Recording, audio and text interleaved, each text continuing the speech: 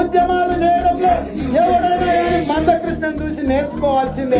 ఎంఆర్పిఎస్ అధ్యక్షులు మందకృష్ణ మాదిక్ గారు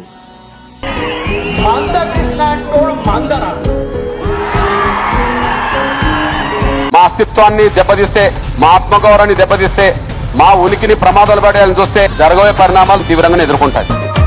అరే మందకృష్ణ మాదిగన్న కదిలెను దండై, పీడిత బహుజన జాతికి నిలిసెను అండై. మందకృష్ణ మాదిగన్న కదిలెను దండై, పీడిత బహుజన జాతికి నిలిసెను అండై. చెలో తరతరాలు తెగించి కొట్లాడిన చరిత, అర చెదిరిన బతుకుల కండగా నిలిసిన ఘనత. Welcome to Disha TV. ఈరోజు మన గెస్ట్ మందకృష్ణ మాదిక్ గారు.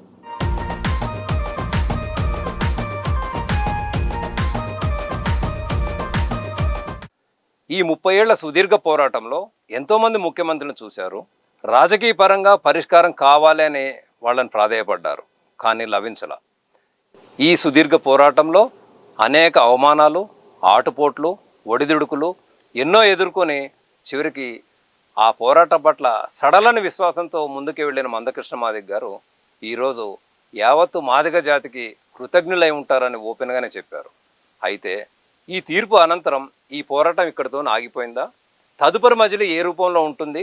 ఇంకా సాధించాల్సినవి ఏమున్నాయి అని తెలుసుకునే ప్రయత్నంలో భాగమే ఈరోజు మందకృష్ణ మాదిక్ గారు మన స్టూడియోకి వచ్చారు. నమస్కారం కృష్ణ. నమస్తే బ్రదర్. 30 ఏళ్ళు అయింది. శీత్కారాలు ఎదుర్కొన్నారు, అవమానాలు పడ్డారు. మందకృష్ణ మాదిగ పని అయిపోయింది, ఆయనతోనే ఎస్సీ వర్గీకరణ సాధ్యం కాదని అసెంబ్లీ వేదికగానే గత ముఖ్యమంత్రి కేసీఆర్ చెప్పారు. ఇలాంటివన్నీ అనుభవించింది. సైకలాజికల్గా ఎట్లా ఫీల్ అయినరు? నిన్న సుప్రీంకోర్టు జడ్జిమెంట్ వచ్చిన తర్వాత అవన్నీ ఒకసారి మీ కళ్ళ ముందు కదిలినప్పుడు ఎట్లాంటి ఫీలింగ్? చీత్కారాలు, అడ్డంకులు, అవమానాలు, బెదిరింపులు, కుట్రలు, నిర్బంధాలు, పిల్లల మరణాలు ఇవన్నీ చూశాం. అయినప్పటికీ మేము కోల్పోయింది ఒకటే, ఆత్మస్థైర్యం. డాక్టర్ బాబాసాహెబ్ అంబేద్కర్ తన జీవితకాలంలో జరిగిన పోరాటం, ఆయన కూడా కొన్ని విజయాలు సాధించిన తర్వాత ఆయనను కూడా ఒక రిపోర్టర్ ఇట్లనే అడిగాడు, మీరు జీవితంలో ఇంతకాలం ఉద్యమాలు చేసి కొన్ని సాధించారు కదా, ఇది ఈ సాధించడానికి మీరు కోల్పోయింది ఏంది, కోల్పోయింది ఏదే అని అంటారు. మీరు అడిగినట్టుగా నేను సమాజానికి మళ్ళీ రాబోయే తరాలకు ఒకటే చెప్తున్నా, ఒక న్యాయమైన అంశాల మీద మీరు స్పందిస్తున్నప్పుడు, పోరాటాలు చేస్తున్నప్పుడు అన్ని సందర్భాల్లో అనుకూలమైన వాతావరణం ఉండదు. ఎక్కువ సందర్భాల్లో అనానుకూలమైన వాతావరణమే ఉంటాయి. ఆ సమయంలో మీరు ఏదైనా కోల్పోండి కానీ ఆత్మస్థైర్యం కోల్పోవద్దు అని అంటాడు. ఇప్పుడు మీరు చెప్పినవన్నీ 30 ఏళ్ళలో చెవి చూసాం, కానీ అంతిమంగా విజయం వైపు ఎందుకు నడిపామంటే ఆత్మస్థైర్యం కోల్పోలేదు కాబట్టి ఆత్మస్థైర్యం అనేది ఎప్పుడు అంటిపెట్టుకు ఉండగలిగితే ఏనాటికైనా మనం అనుకున్న లక్ష్యం నెరవేరుతుంది అనడానికి ఆయన స్ఫూర్తి, ఆయన మాటలు మాకు పనిచేసినాయి. ఇక ఆ రోజు 30 ఏళ్ళ తర్వాత ఎన్నో పోరాటాలు, ఎన్నో ఉద్యమాలు చేసిన తర్వాత ఆ రోజు జడ్జిమెంట్ వచ్చినప్పుడు నాకు కళ్ళ ముందు కనిపించింది 3 సమాజాలు. ఒకటి, వర్గీకరణ కోసమే ప్రాణాలు వదిలిన పిల్లలు. వాళ్ళు కొన్ని సందర్భాల్లో చనిపోతున్న సమయంలో వాళ్ళతో మాట్లాడినప్పుడు కూడా మేము చనిపోతున్నందుకు బాధ లేదన్నా, కానీ వర్గీకరణ చూడక చనిపోతున్నందుకు బాధ ఉన్నది. మీరు వర్గీకరణ సాధించండి, ఆ వర్గీకరణ సాధన కోసం మాత్రమే మీరు పనిచేయాలి, కానీ మీరు వెనుకకు తగ్గద్దన్నా. మేము చనిపోతున్న విషయం మాకు తెలుసు, కానీ చనిపోతున్నందుకు బాధ అనిపించట్లేదు. ఆ వర్గీకరణ స్వప్నం చూడక చనిపోతున్నందుకు బాధ ఉన్నది, కానీ వర్గీకరణ వదలొద్దు అన్నారు. వాళ్ళ మాటలు గుర్తుకొస్తాయి కదా. వాళ్ళు చనిపోతున్నప్పుడు ఆ చెప్పిన మాటలు మిమ్మల్ని ఏమైనా కొంచెం డిమోరల్ చేసినాయా? మరింత కసిని పెంచినాయి, మరింత పట్టుదలను పెంచినాయి. ఇప్పుడు మేము బతికినప్పుడు చేసేది ఏంటి? శ్రమ, సమయం ఇవ్వడం, కొన్ని కష్టాలు ఎదుర్కోవడం, ఇవే కదా. ప్రాణత్యాగాల కంటే అదేమి పెద్దది కాదు కదా. అంటే నేను ఉద్యమాన్ని నడిపిస్తున్నాను, నా ఉద్యమంలో ఎక్కడన్నా ఫాల్ట్ ఉందో ఏమో, నన్ను నమ్ముకొని వచ్చిన పిల్లలు చచ్చిపోతున్నారే, నేను వాళ్ళని బలి పెడుతున్నానే అనే ఫీలింగ్ వస్తుంది కదా న్యాచురల్గా. ఒకటి ఏంటంటే, మనం తెలంగాణ ఉద్యమం చూసాం. మన కళ్ళ ముందు 1200 మంది బిడ్డలు చనిపోయారు, పిట్టల్లా రాలిపోయారు. వాళ్ళకై వాళ్ళు ఆత్మహత్య చేసుకున్నారు. స్వాతంత్ర పోరాటంలో కూడా త్యాగాలు ఉన్నాయి. మేము అనుకున్నది ఏంటంటే త్యాగాలు వీలైన మేరకు తగ్గించాలి, లక్ష్యం సాధించాలి. ఇక్కడ అమరుల సంఖ్య తక్కువ, అది అనుకోని సందర్భంలో జరిగిన కొన్ని ఘటనల వల్ల. ఇప్పుడు ఉదాహరణకు 98లో నేను ఆమర దీక్ష చేశా బన్సిలాల్పేటలో. 10 రోజులు దాటిన తర్వాత నేను కోమాలకు వెళ్తామనే ప్రచారం జరిగింది. ఆ ప్రచారం తట్టుకోలేక కొంతమంది పిల్లలు ఆత్మహత్య ప్రయత్నం చేసుకున్నారు. అందులో ఒక పిల్లోడు చచ్చిపోయాడు. ఆ చనిపోయిన పిల్లోడు తెల్లబల్లి రవి, అనంతపూర్ తాడిపత్రి. అతను నిమ్స్లో ఆసుపత్రికి వెళ్తున్నప్పుడు ఆయన బాటిల్ ఆయన పట్టుకొని లోపలికి వెళ్ళిండు. శైలాన్ని ఎక్కించుకుంటూ వచ్చారు అంబులెన్స్లో. వచ్చినాక అందులో తీసుకెళ్తామని వస్తే నేను అది ఎక్కను, నేను పోతాను. ఆయన 70% పైగా కాలిపోయిన తమ్ముడు, ఆయన కూడా లెక్క చేయకుండా వెళ్ళిపోతూ మాట్లాడిండు. చనిపోతే చనిపోతాను, మా అన్న బతికితే చాలా అన్నాడు. అప్పుడు నాకు 10-12 రోజులు అయింది కదా అమర దీక్ష చేయబట్టి. ప్రచారం జరుగుతుంది కోమాలకు వెళ్తాడేమోనని చెప్పి. అందువల్ల నేను మా అన్నను కాపాడుకోవడం కోసం ప్రభుత్వం సీరియస్గా ఈ విషయాన్ని తీసుకోవాలని చెప్పి నేను పోసుకున్నా. చనిపోతానేమో, ఆయన నాకు భయం లేదు, నాకు బాధ లేదు, మా అన్న బతికితే చాలా అన్నాడు. ఎట్లుంటుంది చెప్పండి. గాంధీ భవన్ ఘటనలో అంటే వర్గీకరణ చేస్తామని కాంగ్రెస్ హామీ ఇచ్చి చివరి నిమిషంలో వర్గీకరణ చేయకుండా అప్పుడు మోసం చేసింది. ఆ మోసాన్ని తట్టుకోలేకపోయి ఆ రోజు ఫిబ్రవరి 28 సోనియా గాంధీ గారు పెరేడ్ గ్రౌండ్లో మీటింగ్కి వచ్చిండ్రు. రాజశేఖర్ రెడ్డి పక్కనే ఉండు. సోనియా గాంధీ మీటింగ్లో పోయి ఎంఆర్పిఎస్ కార్యకర్తలు గొడవలే యుద్ధం చేశారు. మీరు వర్గీకరణ చేస్తామని మమ్మల్ని మోసం చేసి ఇక్కడ మీరు సభ పెడతారా అని. అదే సమయంలో కొంతమంది పిల్లలపై గాంధీ భవన్ మమ్మల్ని మోసం చేసిందని చెప్పి అక్కడ తగలు. అప్పుడు కొంత ప్రమాదవశాత్తు చనిపోయింది. అప్పుడు నేను హాస్పిటల్కి వెళ్ళాను. నేను విజయవాడ నుండి వచ్చాను. అప్పుడు హాస్పిటల్కి వెళ్ళినప్పుడు నన్ను చూడలేడు సురేందర్ అనే తమ్ముడు. సురేందర్, దామోదర్, మహేష్ మాదిగలు నన్ను చూడలేడు.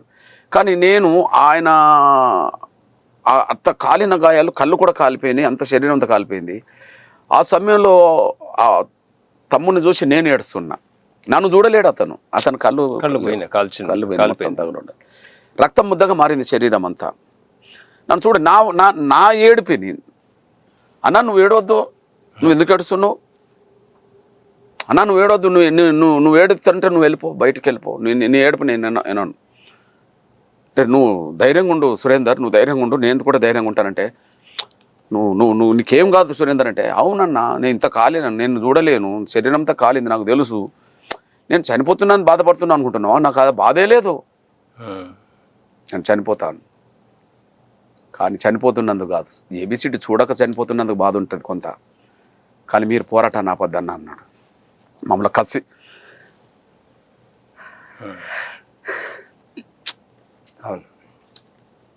కసి పెరిగింది. ఎట్లన్నా సాధించాలి, ఈ అమరులకు నిజమైన నివాళి అది సాధించడమే, అంతే. ఎన్ని మాటలు చెప్పినా, ఎన్ని ఉపన్యాసాలు చెప్పినా వాళ్ళకు నివాళులు కావు, అవి సాధించడం ద్వారానే నివాళులు, అంతే. అంటే ఇట్లాంటి మరణాలు ఇంకా చాలా చూసాం కదా. ధర్నా చేస్తూ ఒక బిడ్డ భారతి మాదిగా చనిపోయింది కలెక్టర్ గారు. ఉద్యమంలో పాల్గొని ఏబిసిడి సాధిస్తామని నినాదం ఇచ్చింది, పోలీసుల తోపులాడు కింద పడి చనిపోయింది. ఇట్లా చాలామంది పిల్లలు చనిపోయారు. తూర్పుగోదావరిలో చంపబడ్డారు, పశ్చిమ గోదావరిలో చంపబడ్డారు, ఇట్లా అన్నీ జరిగినాయి. అందువల్ల తీర్పు వచ్చిన వెంటనే, తీర్పు వస్తున్న సమయంలో నాకు ఆ పిల్లల మరణాలే కనిపించినాయి. ఇప్పుడు ఆ జడ్జిమెంట్ వచ్చే టైంలో మీరు కోర్టులో ఉన్నారు. కోర్టులో ఉన్నాం. ఎట్లా వస్తుంది ఆ యాంగ్జైటీ ఎట్లా అనిపించింది? ఖచ్చితంగా ఎందుకంటే 2004లో జడ్జిమెంట్ వచ్చినప్పుడు కూడా కోర్టులో ఉన్నా. అవును, ఎస్సీ రిజర్వేషన్ల వర్గీకరణ చేసుకునే అధికారం రాష్ట్రాలకు లేదని చెప్పి 5 జడ్జీలు ఇచ్చేశారు. ఒక రకం చెప్పంటే అప్పుడైతే మేము ఒంటరి వాళ్ళం. కేంద్రం మాకు సపోర్ట్ లేదు, రాష్ట్ర ప్రభుత్వం మాట చెప్తుంది కానీ వాళ్ళ మీద మాలల ఒత్తిడి ఉన్నది బాగా. కాంగ్రెస్లో మాలల పలుకుబడి ఎక్కువ. ఎంత పలుకుబడో ఇవాళ చెప్తున్నాను నేను. కాంగ్రెస్లో వాళ్ళ పలుకుబడి ఏ స్థాయిలో ఉంటుందో ఇవాళ చెప్తున్నాను నేను. ఈరోజు చెప్తున్నాను నేను. ఆ రోజు పక్కబెట్టు. ఉద్యమం మొదలుపెట్టే సమయానికి లోక్సభలో 6 సీట్లు ఉండే ఎస్సీలై ఉమ్మడి ఆంధ్రప్రదేశ్లో. ఒక నందేలే తప్ప 5 సీట్లు, 5 పార్లమెంట్ మెంబర్లు వాళ్ళే అప్పుడు. ఇప్పుడు ఒకసారి మీరు లెక్కలేసుకోండి, కాంగ్రెస్లో తెలంగాణలో అతిపెద్ద జనాభా గల మాదిగలకు ఒక సీటు ఇవ్వలే కాంగ్రెస్ లేదు. మొన్న. ఆంధ్రప్రదేశ్లో ఇప్పుడు 4 ఉన్నాయి, మొత్తం అప్పుడు 6 ఉంటాయి, ఇప్పుడు 7 ఉన్నాయి. చిత్తూరు, తిరుపతి, బాపట్ల, అదే అమలాపురం. అక్కడ కాంగ్రెస్ గెలవదు. ఆడ వైసీపీ టీడీపీ మధ్యలో యుద్ధం ఉంటుంది. కాంగ్రెస్ గెలవదు. ఆడ గెలవకపోయినా కాంగ్రెస్ టికెట్ మాలలకే వచ్చింది. ఇక్కడ గెలిచే కాడ వాళ్ళే, ఓడిపోయిన కాడ కూడా వాళ్ళే. అంటే కాంగ్రెస్లో ఇంకో రానివారు అన్నట్టుగా చరిత్ర ఇక్కడ అయిపోయింది. ఎందుకు ఆ టికెట్లు ఇవ్వడానికి కూడా ముందు మీరు గాంధీ భవన్ వెళ్ళేసి ఈసారి మాదికలకు ఇవ్వాలని అడిగినా కూడా మమ్మల్ని లెక్క చేయకపోతే ఇంకా అవమానించే విధంగా మాట్లాడారు. కనీసం ఓ 10 నిమిషాలు కూర్చొని మాతో మాట్లాడలేరు. రేవంత్ రెడ్డి గారే మాట్లాడలే అప్పుడు. అందుకనే మేము గాంధీ భవన్లోనే ప్రెస్ మీట్ పెట్టి కాంగ్రెస్ మాకు అన్యాయం చేస్తుందని చెప్పాను. బయట కూడా విమర్శలు పెట్టాను. మీరందరూ చూశారు. అంటే 2004లో తీర్పు వచ్చిన సమయంలో మేము ఒంటరి వాళ్ళమే ఏడ్చుకుంటూ బయటకు వచ్చాం. కానీ ఎప్పటికైనా ధర్మమే గెలుతుందని చెప్పి మాట్లాడినా. ఆ రోజు అక్కడనే ఏడ్చుకుంటూ మాట్లాడినాం. బాధతో ఏడుపు వచ్చింది. కానీ ఇప్పుడు ఎంతో కొంత ఒక నమ్మకం, ఒక ధైర్యంతో ఉన్నా. కారణం ఏంటంటే ఫిబ్రవరి 6, 7, 8 తేదీల్లో విచారణ జరిగినప్పుడు పెద్దలు గౌరవ చీఫ్ జస్టిస్ గారు కామెంట్స్ మమ్మల్ని ధైర్యాన్ని నింపినాయి. 2004లో దళితులందరూ ఒకటే, వీళ్ళని విడదీసే హక్కు ఎవరికి లేదు అని చెప్పి హోమోజీనియన్స్ అని పెట్టేసింది. కానీ దళితులందరూ ఒకే సామాజిక చైతన్యంతో కానీ సాంఘిక చైతన్యంతో కానీ లేరు. ఆర్థిక అసమానతలు వాళ్ళ మధ్యలో కూడా ఉన్నాయి. కాబట్టి ఇవాళ ఒకటిగా నేను భావించట్లేదని చెప్పి చీఫ్ జస్టిస్ మాట్లాడారు. కామెంట్స్ రూపంగా మాట్లాడారు. అమ్మ రద్దు కావడానికి ఏ కామెంట్ అయితే ఉన్నదో, అభిప్రాయం అయితే ఉన్నదో ఆ అభిప్రాయాన్ని ఒప్పుకోవట్లేదు అనేటప్పటికీ కొద్ది ధైర్యం వచ్చింది. ఆర్టికల్ 341 మీద కూడా కామెంట్ చేశారు. 341 అనేది కేవలం రాష్ట్ర ప్రభుత్వాలు కేంద్రానికి వీళ్ళు ఎస్సీలుగా గుర్తించండి అని చెప్తే గుర్తించడం వరకే పరిమితం. కానీ ఎస్సీలో ఎవరు వెనకబడ్డారు, ఎవరు ముందుకెళ్ళిండ్రు అనేది రాష్ట్ర ప్రభుత్వాలు చూసుకునే బాధ్యత కదా. ఆర్టికల్ 14, 15 ప్రకారంగా. కాబట్టి ఆర్టికల్ 341 వర్గీకరణ అడ్డు తగలడానికి సంబంధం లేదు. అదే సమయంలో ఈ హోమోజీనియన్స్ అనేదాన్ని ఒప్పుకోవట్లేదని కామెంట్ రూపంగా చేసిండే. దాన్ని మిగతా జడ్జీలు కూడా ఆమోదించిండ్రు. అప్పుడు ఒక జడ్జిమెంట్కు ధైర్యం వస్తుంది కదా. ఏ 2 అభిప్రాయాలతోటి ఆనాడు రద్దు చేశారో ఆ 2 అభిప్రాయాలను ఆర్గ్యుమెంట్ సమయంలోనే జడ్జీలు వ్యతిరేకించినప్పుడు తీర్పు వస్తుందని అనుకుంటాం. నంబర్ 1 కొంత ధైర్యంతో పోయినా. అప్పుడు ఇప్పుడు ఒకరిని కావచ్చు, ధైర్యంతో పోయినా. రెండోది, ఇప్పుడు నోటీసులు కేంద్రానికి రాష్ట్రాలకు అంతయా లేవా? అప్పుడు నోటీసుకు సమాధానం చెప్పలేదే కేంద్రం, యూపీఏ గవర్నమెంట్. వర్గీకరణ కావాలని కోరుకోలేదు కదా. కానీ మరి గౌరవ నరేంద్ర మోడీ గారి కేంద్ర ప్రభుత్వము ఎస్సీ వర్గీకరణ జరగాల్సిందే అని చెప్పి అఫిడవిట్ ఇచ్చింది కదా. అఫిడవిట్ ఇవ్వడమే కాదు, 3 రోజుల పాటు అటార్నీ జనరల్, సొలిసిటర్ జనరల్ 3 రోజుల పాటు ఆర్గ్యుమెంట్ జరిగిన 3 రోజులు, 2 రోజులు వర్గీకరణ సపోర్ట్గా జరిగినాయి. ఫిబ్రవరి 6, 7 సపోర్ట్గా జరిగినాయి. 8 వ్యతిరేకించే వాళ్ళకు కూడా అవకాశం ఇచ్చారు. మళ్ళా కోరుకునే వాళ్ళకు కూడా లాస్ట్ నిమిషంలో మళ్ళీ అవకాశం ఇచ్చారు. ఈ 3 రోజుల పాటు కేంద్ర ప్రభుత్వం సంబంధించిన లాయర్లు అంటే సొలిసిటర్ జనరల్, అటార్నీ జనరల్ 3 రోజుల పాటు ఉండి దీన్ని వర్గీకరణ సపోర్ట్గానే మాట్లాడిండ్రు కదా. అంటే మాకు విచారణ జరుగుతున్న సమయంలో జడ్జిలో కామెంట్స్ మాకు ధైర్యాన్ని నింపినాయి. చీఫ్ జస్టిస్తో సహా వాళ్ళ కామెంట్స్. ముఖ్యంగా 2 విషయాల మీద హోమోజీనియన్స్ ఒప్పుకోలేదు, 341 ఒప్పుకోలేదు. వాటి మీదనే రద్దు చేసిండ్రు వీళ్ళు అప్పుడు. నంబర్ 1. రెండోది, అప్పుడు యూపీఏ గవర్నమెంట్ మాకు సపోర్ట్ లేదు, అఫిడవిట్ ఇవ్వలేదు, వీళ్ళు కేంద్రం అఫిడవిట్ ఇచ్చింది. కాబట్టి కొద్ది ధైర్యంతో పోయాను.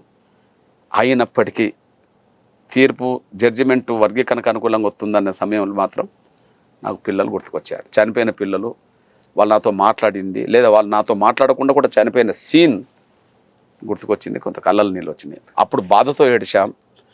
ఇప్పుడు మీ త్యాగాలు వృధా కాలేదని. ఇప్పుడు చనిపోయిన కుటుంబాలను ఏమన్నా కొంచెం మీరు ఫోన్లో అప్పుడు మేరకు వీలైన మేరకు మేము ఆదుకున్నాం. ఇప్పుడు మళ్ళీ వాళ్ళను చూసి రావాల్సిన అవసరం ఉన్నది. ఇప్పుడు ఇదంతా దీని నెక్స్ట్ పోతారు ఇప్పుడు అన్ని కుటుంబం. అయితే కొన్ని తూర్పు పశ్చిమ గోదావరి జిల్లాలో కొంత మరణాలు దాడుల రూపంగా జరిగినాయి. అక్కడికి ఇప్పుడు పోతే కొంత మళ్ళీ ఇంకో తీరుగా బాగుండదని చెప్పి అన్నీ ఆపుకున్నాం. తర్వాత వెళ్తాం. మీరు మూమెంట్ స్టార్ట్ చేసే టైంకి ఒక కారంచేడు జరిగింది, నీరుకొండ జరిగింది, చుండూరు జరిగింది, రకరకాలుగా. ఆ రోజు సామాజిక వివక్ష కారణంగా దళితుల మీద అగ్రవర్ణాలు దాడులు జరిగినాయి. అంతటి దాడులు జరిగే టైంలో మీ పేరు చివర మాదిగా అని పెట్టుకోవడానికి ధైర్యం ఎట్లొచ్చింది మీకు? అంటే ఒకటేందంటే కారంచేడు సంఘటన జరిగింది జూలై 17, 1985. అప్పుడు నేను వరంగల్లో ఉన్నాను. అయినప్పటికీ సభలకు వెళ్తుండేవాళ్ళం. అప్పుడు విప్లవోద్యమ సానుభూతి పరులుగా మేము తెలంగాణలో ఉండేవాళ్ళం. కానీ అక్కడ సభలు జరుగుతున్నప్పుడు కత్తి పద్మారావు గారి నాయకత్వంలో, తారకం గారి నాయకత్వంలో దళితులకు సంబంధించిన పోరాటాలు జరుగుతున్నప్పుడు అక్కడికి వెళ్ళి వచ్చేవాళ్ళం. తర్వాత చుండూరు జరిగింది. ఆ చుండూరు ఆగస్టు 6, 91లో జరిగింది ఘటన. జరిగినప్పుడు అప్పుడు కొన్ని నెలల పాటు అక్కడ ఉండి వచ్చేవాళ్ళం.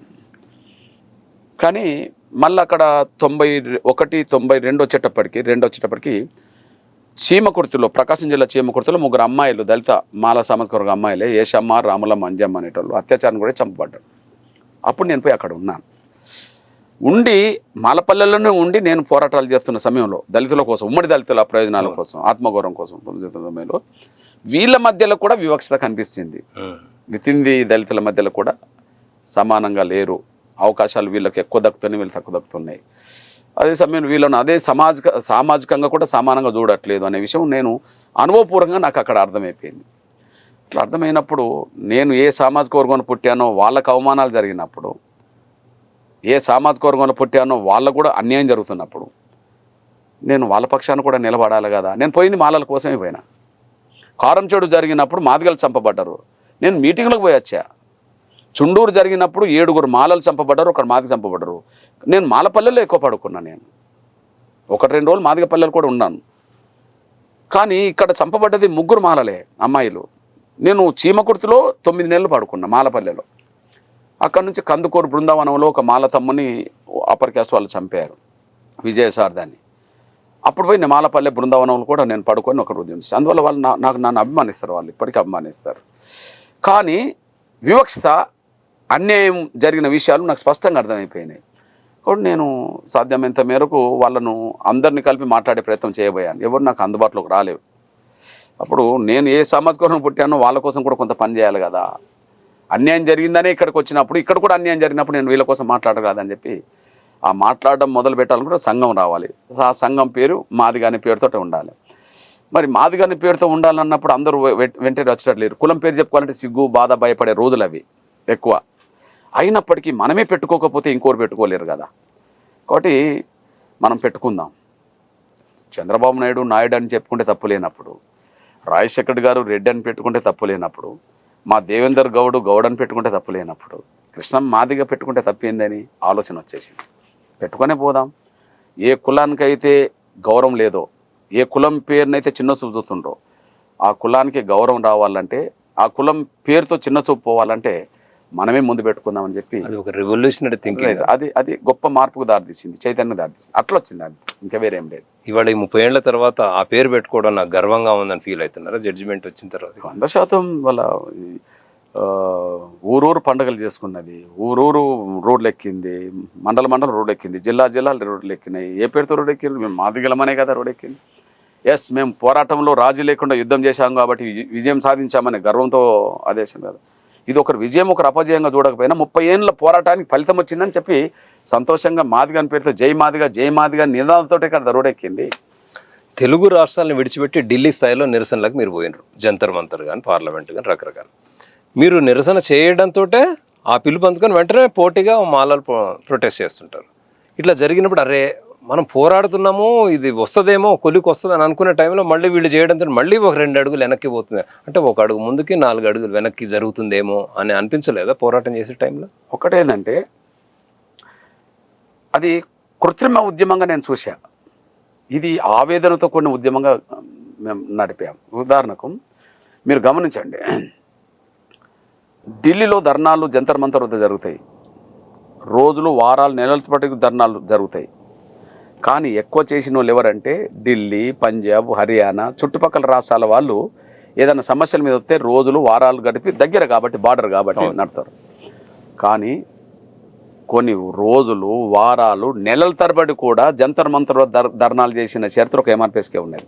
ఎక్కడి నుండి పోయి ధర్నాలు చేయాలి నెలల తరబడి? ఇక్కడ నుంచి. సౌత్ దక్షిణాది రాష్ట్రాలు 1600 నుంచి మొదలుకుంటే 2000-2500 కిలోమీటర్ల దూరం ఢిల్లీ ఉంటుంది మనకు, టోటల్ దక్షిణాది రాష్ట్రాల ఏరియా. అయినప్పటికీ రోజులు, వారాలు, నెలల తరబడి ధర్నాలు చేసినాం సీరియల్గా. మరి ఇవాళ పోయి మళ్ళీ రేపు వారానికి 10 రోజులు కాదు, అట్లా చేసినాం. కానీ అది మా సోదరులలో ఇదేమో సాధించుకోవాలని పట్టుదల, కానీ మాలల్లో కొంత ఆత్మపరిశీలన వచ్చేసింది. ఎంతకాలం అడ్డుకుందాం, ఇది కరెక్ట్ కాదు కదా. రాజకీయ పార్టీలు వర్గీకరణకు సపోర్ట్గా మాట్లాడుతున్నాయి. సేమ్ టైం సమాజం, మాలా మాదిగేతర సమాజం కూడా ఎంఆర్పీ చేసిన పోరాటంలోనే వాళ్ళు న్యాయం ఉన్నదని భావించుకుంటున్నారు కదా. కమిషన్ రిపోర్ట్లన్నీ వర్గీకరణ అంటున్నాయి, కావాల్సింది అంటున్నాయి. మనం ఒక్కరేమో మాట్లాడుతున్నాం ఇది న్యాయం కాదు, జరగాలి, జరిగితే మళ్ళీ కలిసి ఉంటామనే అభిప్రాయం మాలల్లో బలపడ్డది. రియలైజేషన్ వచ్చేసింది. ఇక కొంతమంది స్వార్థపరులు ఉంటారు, ఉన్నత రాజకీయ నాయకులు కానీ లేకపోతే ఉన్నతాధికారులు కొంతమంది ఉంటారు. అరే మనం పూర్తిగా మౌనంగా ఉన్నట్టుగా ఉండద్దు, కొంత జరపండి అని చెప్పి డబ్బులు ఇచ్చి పంపేటోళ్ళు ఉంటారు. వాళ్ళని మా సోదరులు నవ్వుకుంటూ అప్పుడప్పుడు మాతో మాట్లాడతారు. మాలమహనాడు సోదరులు కూడా, అన్న మాకు ఎవరు డబ్బులు ఇస్తలేరన్న, కృష్ణన్న పోరాటం చేస్తే ఎవరన్నా మాకు డబ్బులు ఇస్తారే అని అంటారు. కృష్ణన్న వర్గీకరణ కోసం పోరాటం చేస్తే దాన్ని వ్యతిరేకించి పోరాటం చేయడానికి మమ్మల్ని డబ్బులు ఇచ్చి పంపుతారన్న, అన్న నువ్వు పోరాటం చేయ అనేటోళ్ళు కూడా అందులో కూడా ఉన్నారు. వాళ్ళ కోసం మనం చేసింది కాదు, మన కోసం మనం చేసుకున్నాం. మీరు ఢిల్లీలో వాళ్ళ ధర్నాలకు వచ్చిన ప్రజలను చూస్తే పాపం అక్కడ రోడ్ల మీద ఉంటారు చూడు మనోళ్ళు, పని చేసుకుని అడ్డకూలీలు. మీరు ఏ ఫోటో అన్న తిరిగేసేయండి, ఇక్కడ నుంచి 10 మంది వస్తే ఒక 50 మంది అక్కడ మీరు కూర్చునేటోళ్ళు చూస్తే ఇక్కడ వాళ్ళు కాదు. మీరు ఉద్యమం స్టార్ట్ చేసే అంటే కృత్రిమ ఉద్యమం అనే దానికి నేను ఆధారం చెప్తున్నాను. ఇక్కడ వాళ్ళు కాదు, వాళ్ళు ఎవరికి తెలుసు, ఇంటెలిజెన్స్ రిపోర్ట్ కూడా తెలుసు, అక్కడ రిపోర్ట్స్ పంపుతారు కదా, ఇంటెలిజెన్స్ వాళ్ళు కూడా తెలుసు వీళ్ళు ఇక్కడ వాళ్ళే రోజువారీగా పనులు చేసుకుంటే వాళ్ళు మంచి కూర్చుని పెట్టిందని చెప్పి. అంటే న్యాయం ఉన్నది కాబట్టి పోరాటంలో రాజీ లేకుండా యుద్ధం చేశాం, ప్రతి ఒక్కరు పాల్గొన్నారు, సపోర్ట్ సమాజం నుండి వచ్చింది. ఆడ వాళ్ళలో ఆత్మపరిశీలన రావడం చేసుకోవడం ఒకటవుతే కొంతమంది స్వార్థపరులు చేయించే కృత్రిమ ఉద్యమాలు అక్కడ కనిపించినాయి. అంటే అది నిలబడేది కాదని తేలిపోయింది. ఇది నిలబడుతుంది, యుద్ధం చేస్తుంది, సాధిస్తారని ఇక్కడ తేలిపోయింది. మీరు ఉద్యమం స్టార్ట్ చేసే టైంకి దళితుల పట్ల ఒక సామాజిక వివక్ష ఉండేది, దాని కంటికి కనిపించకుండా వెనక ఆర్థిక వివక్ష ఉంటుంది. ఇప్పుడు ఈ 30 ఏళ్ళ పోరాటం చూసిన తర్వాత పాలిటిక్స్ మీరు చూస్తున్నారు, ఒక రాజకీయ వివక్ష కూడా కనిపిస్తున్నది. ఇప్పుడు మీరు ఎస్సీ వర్గీకరణలో అప్పర్ హ్యాండ్ సాధించారు కోర్టు ద్వారా. అయిన తర్వాత ఈ 3 రకాలు, దీనికి అదనంగా తోడయ్యే మరికొన్ని రకాల వివక్షలు ఎదుర్కోవడానికి మీ ఫ్యూచర్ యాక్షన్ ప్లాన్ ఏంటి? అంబేద్కర్ కాలం నుంచి ఇప్పటి వరకు ఆయన 1-2 సందర్భంలో కొన్ని మాట్లాడాడు, వితింది దళితుల గురించే మాట్లాడాడు. నేను సాధించిన రిజర్వేషన్ల ఫలాలు కొన్ని కుటుంబాలే దక్కించుకున్నాయి,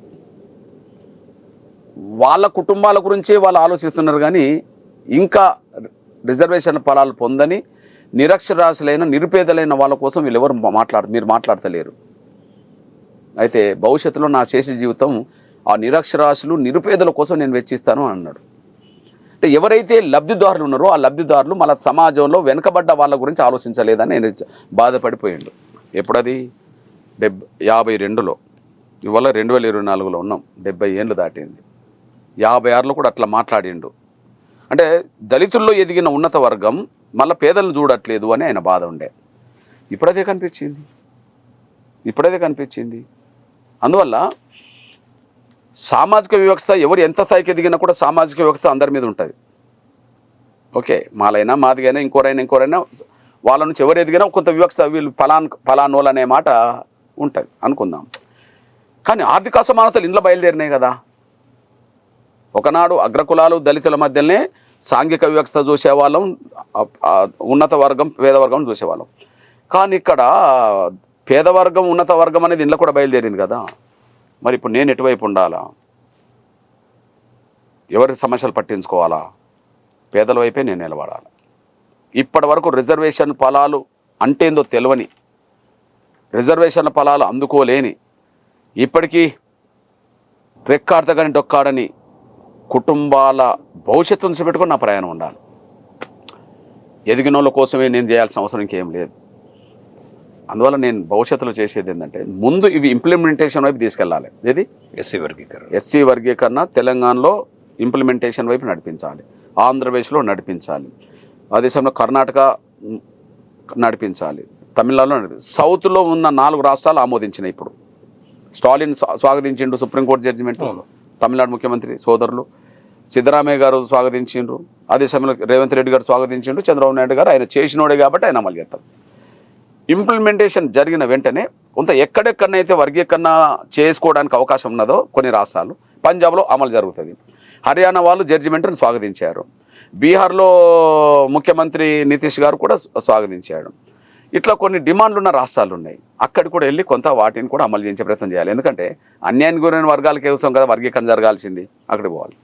నెక్స్ట్ చేయాల్సింది ఏంటంటే ఖచ్చితంగా ఈ దళిత గిరిజన వర్గాల్లో నిరుపేద కుటుంబాలకు సంబంధించిన వాళ్ళ ప్రయోజనాలను ఎట్లా కాపాడాలి అంటే ఇంకా ఆల్మోస్ట్ ఆల్ అది బీసీ కమిషన్ ఉన్నప్పుడు క్రీమీ లేయర్ ఎట్లాంటి కాన్సెప్ట్ వచ్చిందో ఇప్పుడు ఎస్సీ వర్గీకరణ కూడా క్రీమీ లేయర్ కాన్సెప్ట్ రావాలనేదే మీ స్టాండ్ అయితే.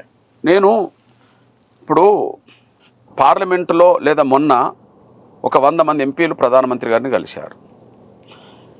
వాళ్ళ నేపథ్యం నుంచి చూస్తే ఇప్పటి వరకు జడ్జిమెంట్ వచ్చినాక వాళ్ళ నేపథ్యం చూస్తే ఇప్పటి వరకు ఏ రాష్ట్రం నుంచి ఏ కులాలు రాజకీయంగా పట్టు సంపాదించినాయో, ఏ రాష్ట్రం నుంచి ఏ కులాల నుంచి ఎదిగినరో వాళ్ళ ప్రతినిధులే అక్కడ ఉన్నారు.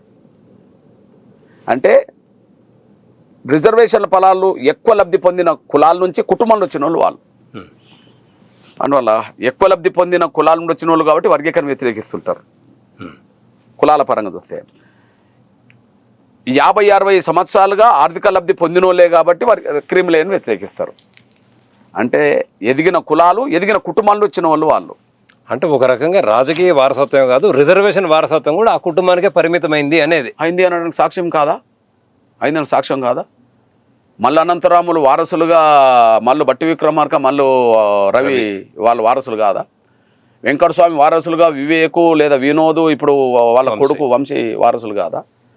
మా సోదరుడు అనబడుతున్న కడియం సేరికి సంబంధించిన వారసురాలు కావ్య కాదా? ఎవరైనా చూసుకుంటే మల్లికార్జున్ ఖర్గే రాజ్యసభలో ఉంటాడు, ఇప్పుడు జాతీయ పార్టీ కాంగ్రెస్ పార్టీ అధ్యక్షుడు ఉంటాడు, మొన్నటి వరకు కేంద్ర మంత్రిగా ఉంటాడు, ప్రతిపక్ష నాయకుడుగా ఉంటాడు, లోక్సభ ప్రతిపక్ష నాయకుడు ఉంటాడు, రాజ్యసభ ప్రతిపక్ష నాయకుడు ఉంటాడు, వాళ్ళ కొడుకు మంత్రి అవుతాడు, వాళ్ళ అల్లుడు ఎంపీ అవుతాడు. వారసత్వం కాదా? రామ్విలాస్ పాస్వాన్ ఏ ప్రభుత్వం ఉంటే ఆ ప్రభుత్వంలో మంత్రిగా ఉంటాడు, ఇప్పుడు ఎన్డీఏలో ఈయన వాళ్ళ కొడుకు మంత్రిగా ఉంటాడు. వారసత్వం కాదా? వాళ్ళ తమ్ములు వారసులు కాదా? ఇవన్నీ నేపథ్యం చూస్తే ఏంటంటే ఎదిగిన కులాలు, ఆ ఎదిగిన కులాల నుంచి కొన్ని కుటుంబాలు వారసత్వంగా వస్తున్నాయి.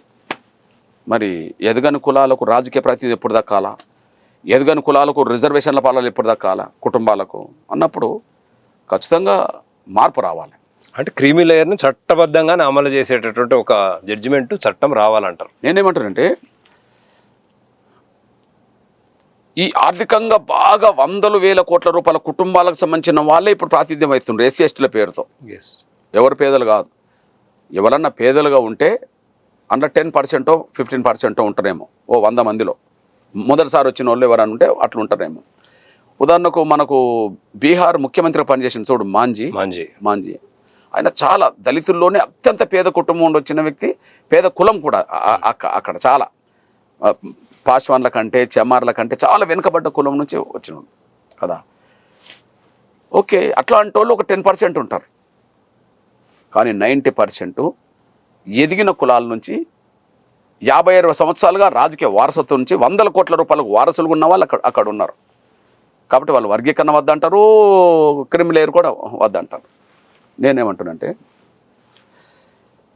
వాళ్ళు క్రీమీ లేయర్ వద్దన్న వాళ్ళు మరి వాళ్ళ పిల్లలతోటి నిరక్షరాస్యులైన నిరుపేదలైన పిల్లలు చదువుకునే అవకాశాల కాడ పోటీ పడతారా, ఉద్యోగాలు సంపాదించుకునే కాడ పోటీ పడలేరు. కేవలం రాజకీయాల్లోనే కాదు, ఉద్యోగ అవకాశాలలో కూడా ఇంపార్టెంట్. నేను అదే అంటున్నాను. నేను ఇప్పుడు ఉదాహరణకు ఇప్పుడు చెప్పిన ఏ రాజకీయ నాయకుల పిల్లలు ఏ ప్రభుత్వ స్కూల్లో చదువుతుండ్రు, ఏ సంక్షేమ హాస్టల్లో ఉన్నారు?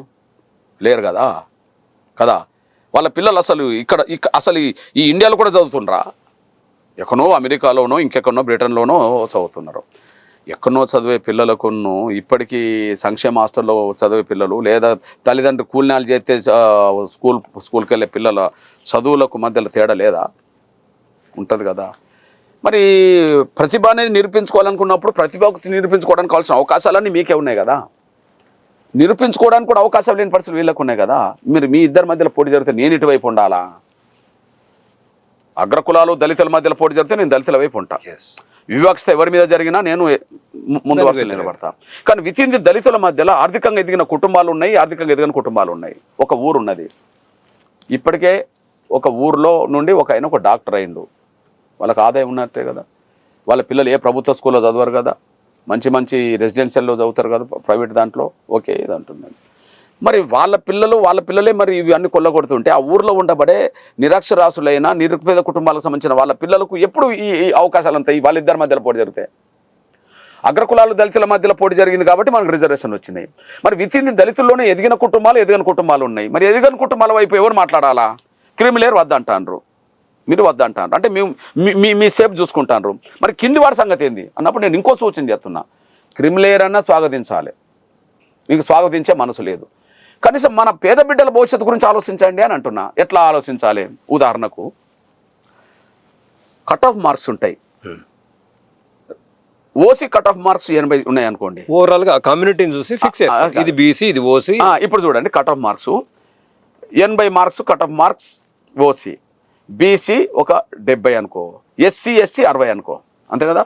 అంటే ఇట్లయితే కట్ ఆఫ్ మార్క్స్లో తేడా చూస్తున్నామో, ఎస్సీ రిజర్వేషన్ కాడ అమలు చేసే కాడ అప్పటికే లబ్ధి పొందిన ఆర్థికంగా ఎదిగిన కుటుంబాల నుంచి ఇప్పుడు తెల్ల రేషన్ కార్డు ఉన్నది, పింక్ కార్డు ఉన్నది అనుకో, మరి గ్రూప్ 1 ఆఫీసర్ల పిల్లల కుటుంబానికి పింక్ కార్డు అయితే ఉంటుంది కదా, తెల్ల రేషన్ కార్డు ఉండదు కదా. కాబట్టి పింక్ కార్డుకు సంబంధించిన కుటుంబాల పిల్లలకు 70 మార్కులు పెట్టి, ఒక పేద కుటుంబాలకు సంబంధించిన పిల్లలకు 60 మార్కులు పెట్టిండ్రు అనుకో, వీళ్ళు అర్హులు అని చెప్పడానికి సరిపోతుంది కదా. అందువల్ల క్రిమిలేయర్ అన్నా స్వాగతించండి, మీకు స్వాగతించే పెద్ద మనసు లేదు. ఎందుకంటే మీరు అక్కడి నుంచి వచ్చిన వాళ్ళే కాబట్టి, మీరు ఎదిగిన వాళ్ళు కాబట్టి.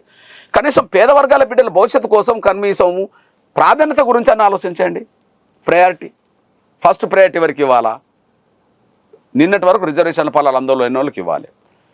మార్క్స్ కాడ తేడా వస్తుంది, మీ పిల్లలకు ఆ పిల్లలకు తేడా వస్తుంది. కానీ మీ పిల్లలకు 70% మార్కులు వేయండి, ఉండేటట్టుగా చూడండి ప్రయారిటీలో. వాళ్ళకు 60% మార్కులు ఉంటే సరిపోతుంది. వాళ్ళ బిడ్డలకు అవకాశం వస్తుంది. అది లేకపోతే ఎవరి కోసం ఇక ఈ రిజర్వేషన్లు? అందుకున్న కుటుంబాల పిల్లలకే రిజర్వేషన్లు. ఇంకా 50 ఏళ్ళు 60 ఏళ్ళు 70 ఏళ్ళు గడుస్తున్నాయి. మార్పు రావాలి. క్రిమిలేయర్ ఉండాలి అని అభిప్రాయం వ్యక్తం చేసింది ఎవరు? జడ్జిమెంట్ కాదు, అది అభిప్రాయం. వ్యక్తం చేసింది ఎవరు? మహారాష్ట్ర నుంచి వచ్చిన దళితుడు గావాయి దళితుడే కదా, మరి ఆయన ఎందుకు వ్యక్తం చేసిండు? ఆయన కామెంట్ చేసినప్పుడు కూడా దళితుల్లో వర్గీకరణ లేకపోవడం వల్ల మాలాంటి కులం వాళ్ళు వెనకబడిపోయిండ్రు అని అన్నాడు. ఏదో అనుకోకుండా నేను ఈ స్థాయికి వచ్చానేమో కానీ మా కులం అంతా వెనుకబడిపోయింది, వర్గీకరణ ఉంటే మా కులం నుంచి కూడా చదువుకునే వాళ్ళు ఉద్యోగస్తులు బాగా పెరిగే వాళ్ళు, మాకు అట్లా లేదు, వర్గీకరణ ఉండాలని ఆయన కామెంట్ రూపంగా చెప్పిండు. అదే జడ్జిమెంట్ ఇచ్చింది. సేమ్ టైం ఒక కుటుంబంలోనే 4-5 సార్లు రిజర్వేషన్ ఫలాలు పొంది ఆర్థికంగా ఎదిగితే మరి కుటుంబంలో పేద కుటుంబాలకు సంబంధించిన వాళ్ళకి న్యాయం ఎట్లా జరుగుతుంది? క్రిమిలేయర్ ఉండాలి, స్వచ్ఛందంగా నన్ను వదులుకోవాలి, లేదా చట్టరూపంలో రావాలని చెప్పేశాడు. స్వచ్ఛందంగా మనసు వదులుకునే పరిస్థితి ఎవరికైనా ఉంటుందా అంటే లేదు. ఏదో రేరుగా ఒకరిద్దరు ఉంటేనే ఉండవచ్చు. కానీ మార్పు రావాలి, చట్టమైన రావాలి. చట్టం రావడానికి ఇప్పుడు ఉన్న వాళ్ళు ఒప్పుకుంటారా అంటే ఒప్పుకోరా అనే విషయం అర్థమైపోయింది.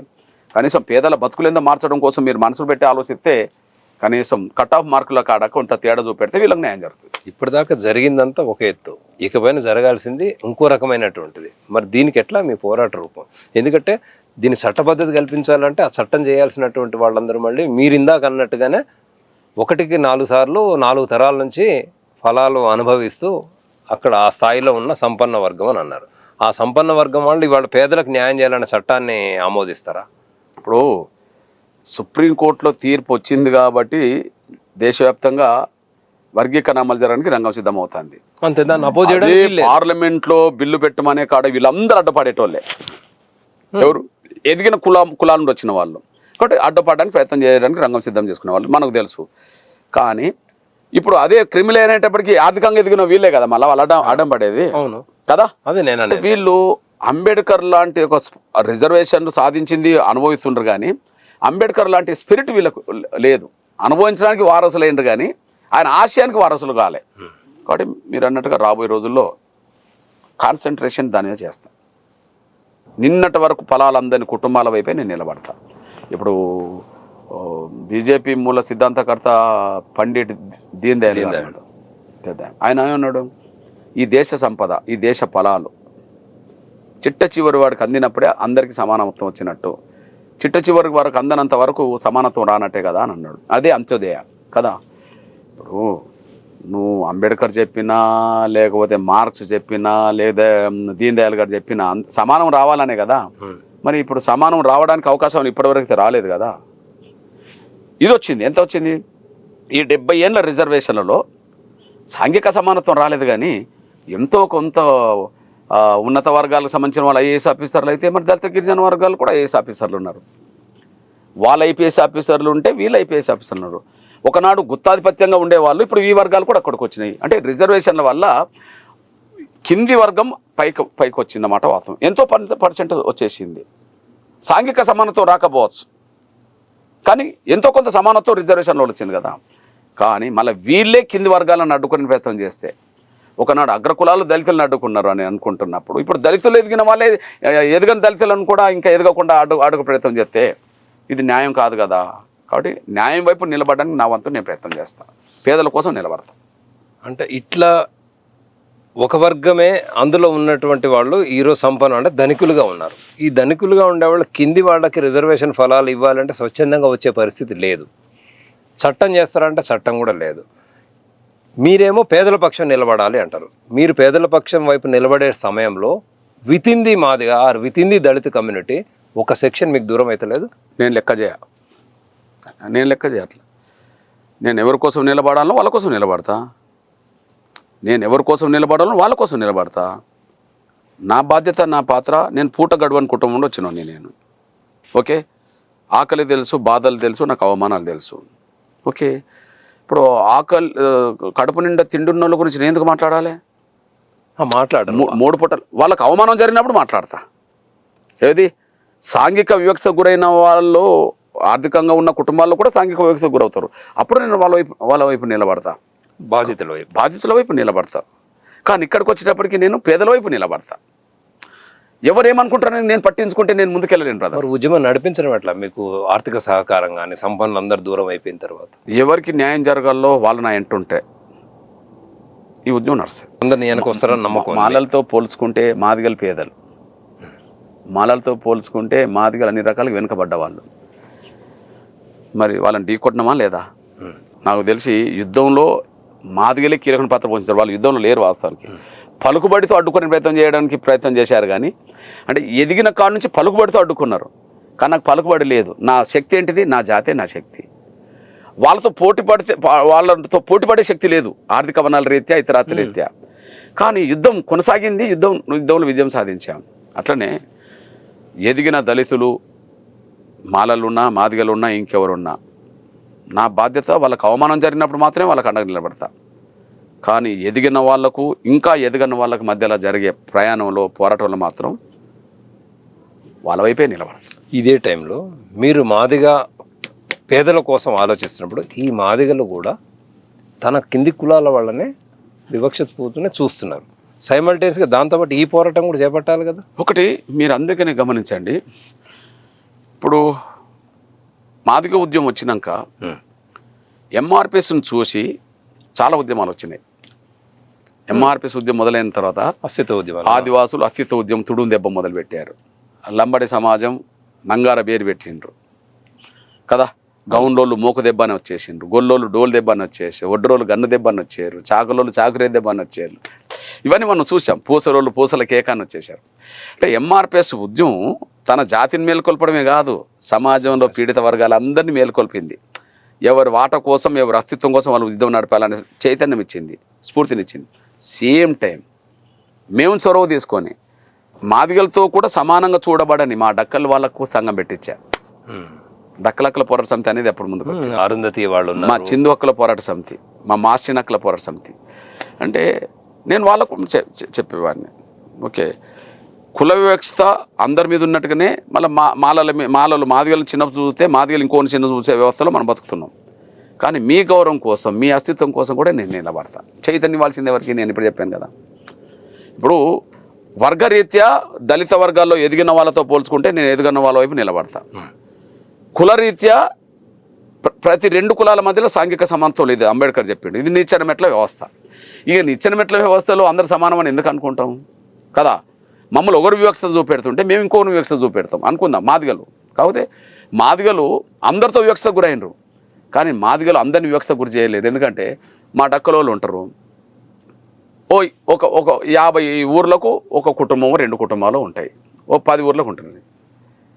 వాళ్ళు కూడా మాదిగల దగ్గరకు వచ్చి ధైర్యంగా వచ్చి నిలబడి ఇళ్ళకి వచ్చి కూర్చునే పరిస్థితి లేదు.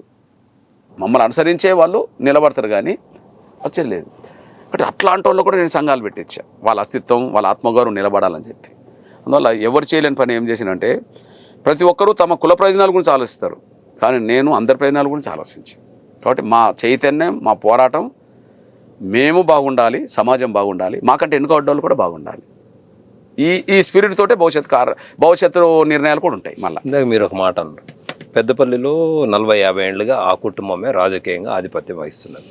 సో కింది వాళ్ళకు కూడా రావాలి. మీకు తెలియంది కాదు, పాలిటిక్స్ అనేది పైసలతో ముడిపడ్డ వ్యవహారం. అక్కడ ఆ పర్టికులర్ కాన్స్టిట్యుయెన్సీలో ఒక పేద మాదిగ సమాజ వర్గమో పేద దళిత కుటుంబమో రాజకీయాల్లోకి రావాలని కోరుకుంటుంది, ఆశలు ఉంటాయి. కానీ ఖరీదైన పాలిటిక్స్తో ఢీ కొట్టే సత్తా లేదు. అలాంటప్పుడు ఈ అసమానతని బ్యాలెన్స్ చేయడానికి మరి ఎట్లా వ్యవహరించాలి రేపు? ఎందుకంటే క్రీమీ లేయర్కి వాళ్ళు ముందుకు వస్తలేరు. ఒకసారి రిజర్వేషన్ ఫలాలు అనుభవించిన వాళ్ళు ఇంకోసారి అనుభవించకుండా చేయాలి అనే డిమాండ్ సరే అక్కడక్కడ వస్తూ ఉన్నది. అది డిబేటబుల్ ఇష్యూ అయిందా కాదా తర్వాత సంగతి, అభిప్రాయాలు అయితే ఉన్నాయి. సో ఇలాంటి డిఫరెన్స్ ఆఫ్ ఒపీనియన్ లేకపోతే కాన్ఫ్లిక్ట్ ఉన్న కాడ వెనుకబడ్డ మాదిగ జాతి వాళ్ళు, పేద కుటుంబాల వాళ్ళు రాజకీయంగా అప్పర్ హ్యాండ్ సాధించేది ఎట్లా? కార్ల్వాక్స్ ఆనాడే చెప్పిండు, రాజ్యాధికారం ఉంటేనే అంతిమం అని. దీన్ని ఎట్లా మీరు ట్యాకిల్ చేయగలుగుతారు? ఒక విషయం మీరు గమనించండి, ఎన్నికల సమయంలో కావచ్చు, ఇతర సమయంలో కావచ్చు, ఆర్థిక వనరులు సమాజాన్ని ప్రభావితం చేస్తున్న విషయం ఇప్పుడు అది మొదటి స్థానం వహిస్తున్న విషయం మనకు తెలుసు కదా. ఎన్ని నీతులు మాట్లాడినా, ఎన్ని సమాజం గురించి మాట్లాడినా, చివరికి ఎన్నికలు అనేటప్పటికీ ఆర్థిక వనరులతో ముడిపడిన అంశంగా మారింది. ఎక్కువ ఖర్చు పెట్టిన వాళ్ళు గెలుపుకు దగ్గర కొత్త రావడానికి అవకాశం కనిపిస్తున్న విషయం. మరి వాళ్ళు ఆర్థిక వనరులు బలంగా ఉన్న వాళ్ళతో ఆర్థిక వనరులు బలంగా లేని వాళ్ళు ఎప్పుడు పోటీపడ్డా గెలవలేరు. కానీ చైతన్యం గెలిపిస్తుంది. డబ్బులు సమకూర్చకపోయినా చైతన్యం బలంగా మారిన రోజు గెలిపిస్తుంది. ఎగ్జాంపుల్, ఇప్పుడు గెలిచిన పెద్దపల్లిలో గెలిచింది ఎవరు? ఆ కుటుంబం. వెంకటస్వామి మనమోడు గెలిచాడు. వాళ్ళ తాతను మాదిగోళ్ళు ఓడించారు కదా వెంకటస్వామిని ఒకప్పుడు. ఏది వాళ్ళ తాత జాతీయ స్థాయిలో కీలకమైన పాత్ర పోషిస్తూ కేంద్ర మంత్రి ఉన్న సమయం, పిసిసి అధ్యక్షుడు. అసలు దళిత లీడర్ అంటేనే దేశానికి వెంకటస్వామి అన్న రోజుల్లో కదా. మరి మా సుగుణకుమారి అనే మా డాక్టర్ సుగుణకుమారి అనే మాదిగ బిడ్డ చిత్తుగా 2 సార్లు ఓడించింది. ఆర్థిక వనరులు ప్రభావితం చేస్తున్నమాట ఎంత వాస్తవమో, చైతన్యం కసి పెరిగిన రోజు, ఏకమైన రోజు ఓడించడం కూడా ఈజీ. నంబర్ 1. నంబర్ 2, ఇప్పుడు మాలా మాదిగతో పోల్చుకుంటే నేతకాని వర్గం కూడా పెద్దపల్లిలో ఉంటుంది. అవును, మాలా మాదిగ నేతకాని. సరే వెంకటేష్ గెలిచిండు కదా. ఓకే, మరి మాల వివేకునో ఇంకోరినో ఓడించింది ఎవరు? నేతకానే కదా. అవునా కదా? అర్థం ఏంది చెప్పండి? మరి నేతకాని వాళ్ళు డైరెక్ట్ మాలలతో పోటీ పడగలుగుతారు ఆర్థిక వనరులో? పోనీ మాలలతో మాదిగలు పోటీ పడగలుగుతారు? ఈ ఇద్దరు కలిసి ఓడించిన రోజులు కూడా కనిపిస్తున్నాయి కదా. సుగుణకుమారి సాక్ష్యమే, మీరన్న వెంకటేష్ సాక్ష్యమే. కాబట్టి చైతన్యం ప్రధానం. ఇప్పుడు ఉదాహరణకు మా నరసింహులన్న ఇండిపెండెంట్ కూడా పోటీ చేసి గెలిచిన రోజులు ఇది. అవును, ఆలేరులో కదా ఇండిపెండెంట్ కూడా గెలిచిన రోజు. బహుశా చైతన్యం ఐక్యతను బలంగా నింపిన రోజు ఆధిపత్యాన్ని ఓడించడం ఈజీగానే అవుతుంది. అది రావడం కొద్దిగా కష్టమే, కానీ వచ్చిన రోజు ఇవన్నీ పటాపంచలు అవుతాయి. ఇప్పుడు న్యాయ వ్యవస్థను ప్రభావితం చేసేంత శక్తివంతులు మేము కాము, కానీ న్యాయం బతికింది కదా, న్యాయ వ్యవస్థ బతికించింది కదా. అట్లా న్యాయం గురించి ఆలోచించే సమాజం ఉన్నది. చైతన్యం పెరిగిన రోజు ఆధిపత్యాన్ని ఓడించే పరిస్థితులు ఉన్నాయి. ఈ 2 మనకు సాక్ష్యంగా నిలబడ్డాయి. ఇప్పుడు చైతన్య ఉద్యమం ఇకపైన మీ కార్యరూపం చేయాలి కదా, మన అదే బాధ్యత కదా, నిర్వర్తించాల్సింది ఏంటి? నేనైతే కరెక్ట్గా చెప్తున్నా, మాదిగల్లో ఎదిగిన వాళ్ళు ఏమనుకున్నా, మాలలు ఏమనుకున్నా, ఇంకెవరు అనుకున్నా, నిన్నటి వరకు రిజర్వేషన్ల ఫలాలు పొందని వాళ్ళు ఎవరో, ఇప్పటికీ తల్లిదండ్రులు పేదరికంలో ఉండి కూలినాలు చేసుకుంటేనే బతికే కుటుంబాలు ఏమున్నాయో, ఆ కుటుంబాల నుంచి ఎవరెవరు ఏ పిల్లలు సంక్షేమ హాస్టల్లో చదువుకుంటుండ్రో వాళ్ళకు మంచి విద్య, వాళ్ళ జీవితంలో ఒక ఉద్యోగ అవకాశం, ఆర్థికంగా ఎదిగే అవకాశం, వాళ్ళ కోసం క్రిమిలేయర్ అనే దానికైనా నేను సిద్ధమే, లేదా కట్ ఆఫ్ మార్క్స్ ద్వారా ఆ పిల్లలకు ఆ కుటుంబాలకు న్యాయం చేయడానికి సిద్ధమే. 4-5 తరాలు అనుభవిస్తూ ఆర్థికంగా కోట్ల రూపాయలకు ఎదిగిన వాళ్ళ గురించి నేను మాట్లాడేదే ఉంటుంది.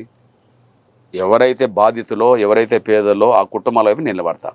ఆ నిలబడుతున్నప్పుడు నా సొంత వర్గం నుంచి ఎదిగిన వాళ్ళు కూడా నన్ను అడ్డుకున్నా నేను లెక్క చేయాలి. నా కమిట్మెంట్ అంతే. మీరు ఈ మాట చెప్తుంటే 1970s వైజాగ్లో శ్రీశ్రీ గారు ఒక మాట అన్నారు, రచయితలారా మీరేటి వైపు, ప్రజల వైపు, పాలకుల వైపు. ఇప్పుడు కూడా మీరు క్రీమీ లేయర్ అంటే అట్టడుగున ఉన్నటువంటి దళిత కమ్యూనిటీల వాళ్ళ ఎదుగుదలకి ఉపయోగపడేటటువంటి స్టాండ్ మీరు తీసుకుంటారా, లేకపోతే మీ స్వార్థం కోసం మీ కుటుంబం ఆధిపత్యమే కావాలని నిలబడతారా అనే పిలిపిచ్చే రోజు వచ్చిందంటారు? అయితే ఎందుకు రాదు? నేనేంటంటే అంబేద్కర్ కాలంలోనే ఒక సంపన్న వర్గం ఎదిగిందని అంబేద్కర్ ఒప్పుకున్నాడు కదా. ఆ సంపన్న వర్గం పేద వర్గాల వైపు చూడట్లేకపోతున్నది, వీళ్ళని చూసి నేను బాధపడుతున్నా, నా శేష జీవితం ఇప్పుడు వాళ్ళ కోసం కేటాయిస్తానని 70 ఏళ్ల క్రితం అన్నాడు కదా. మరి రిజర్వేషన్లు అమలు జరిగిన మొదటి 10 ఏళ్ళ లోపే ఆయన మాట, మొదటి 5 ఏళ్ళ లోపే ఒక సంపన్న వర్గం ఎదిగింది, సంపన్న వర్గం పేదలు పట్టించుకోవట్లేదు అని మాట అన్నప్పుడు ఈ 70 ఏళ్ళలో సంపన్న వర్గం కొంత సంఖ్య పెరిగింది కదా. మరి నేను సంపన్న వర్గం వైపు నేను ఎందుకు ఉండాలా? నేను పేదవారికి ఉండాలి కదా. కాబట్టి నా శేష జీవితం పేదవాళ్ళ కోసం పనిచేస్తా. అది ఒక దళిత గిరిజనులే అనుకోబాకండి. ఈ సబ్జెక్ట్ కూడా నేను దళిత గిరిజన వర్గం ఉంటాను. నేను బీసీల కోసం మాట్లాడతా. ఎందుకు చట్టసభలో రిజర్వేషన్లు ఉండొద్దు? ఎస్సీలకు ఎస్టీలకు చట్టసభలో రిజర్వేషన్లు ఉన్నాయి. మహిళలకు కూడా చట్టసభలో రిజర్వేషన్లు మొన్న బిల్లు వచ్చింది, అమలు జరగబోతున్నాయి. మరి నా బీసీ సామాజిక వర్గానికి ఎందుకు చట్టసభలో రిజర్వేషన్ ఉండొద్దు? లోకల్ బాడీలకి ప్రభుత్వ రంగం కుదించబడుతున్నది. ఇప్పుడు ఒకనాడు అంబేద్కర్ కాలంలో లేదా 90 వరకు ప్రభుత్వ రంగం 90% ఉండే. ఇప్పుడు పివి నరసింహారావు గారు ప్రధానమంత్రి అయిన కాంచి ఆర్థిక సంస్కరణలు వచ్చిన కాంచి ప్రైవేట్ రంగం విస్తరించబడుతుంది. అన్ని ప్రభుత్వాలు ప్రైవేట్ రంగాన్ని ప్రోత్సహిస్తున్నాయి. రిజర్వేషన్ల వ్యవస్థ కుదించబడుతున్నది. పేరుకు రాజ్యాంగంలో రిజర్వేషన్లు కనిపిస్తాయి, కానీ అమలు చేసే వ్యవస్థ కుదించబడుతుంది కదా. మరి అక్కడ రిజర్వేషన్లు ప్రైవేట్ రంగంలో కూడా ఈ పేద వర్గాలకు లేకపోతే మళ్ళీ ఎక్కడ ఉద్యోగాలు చేయాలి, ఎక్కడ చదువుకోవాలి వీళ్ళు? అక్కడ కూడా మళ్ళీ బయలుదేరుతుంది కదా. నేను ఆ వైపు కూడా దృష్టి పెట్టాలి. అంటే ఒక తేనె తుట్టను కదిలించబోతున్నారు. అన్ని కదిలిస్తా.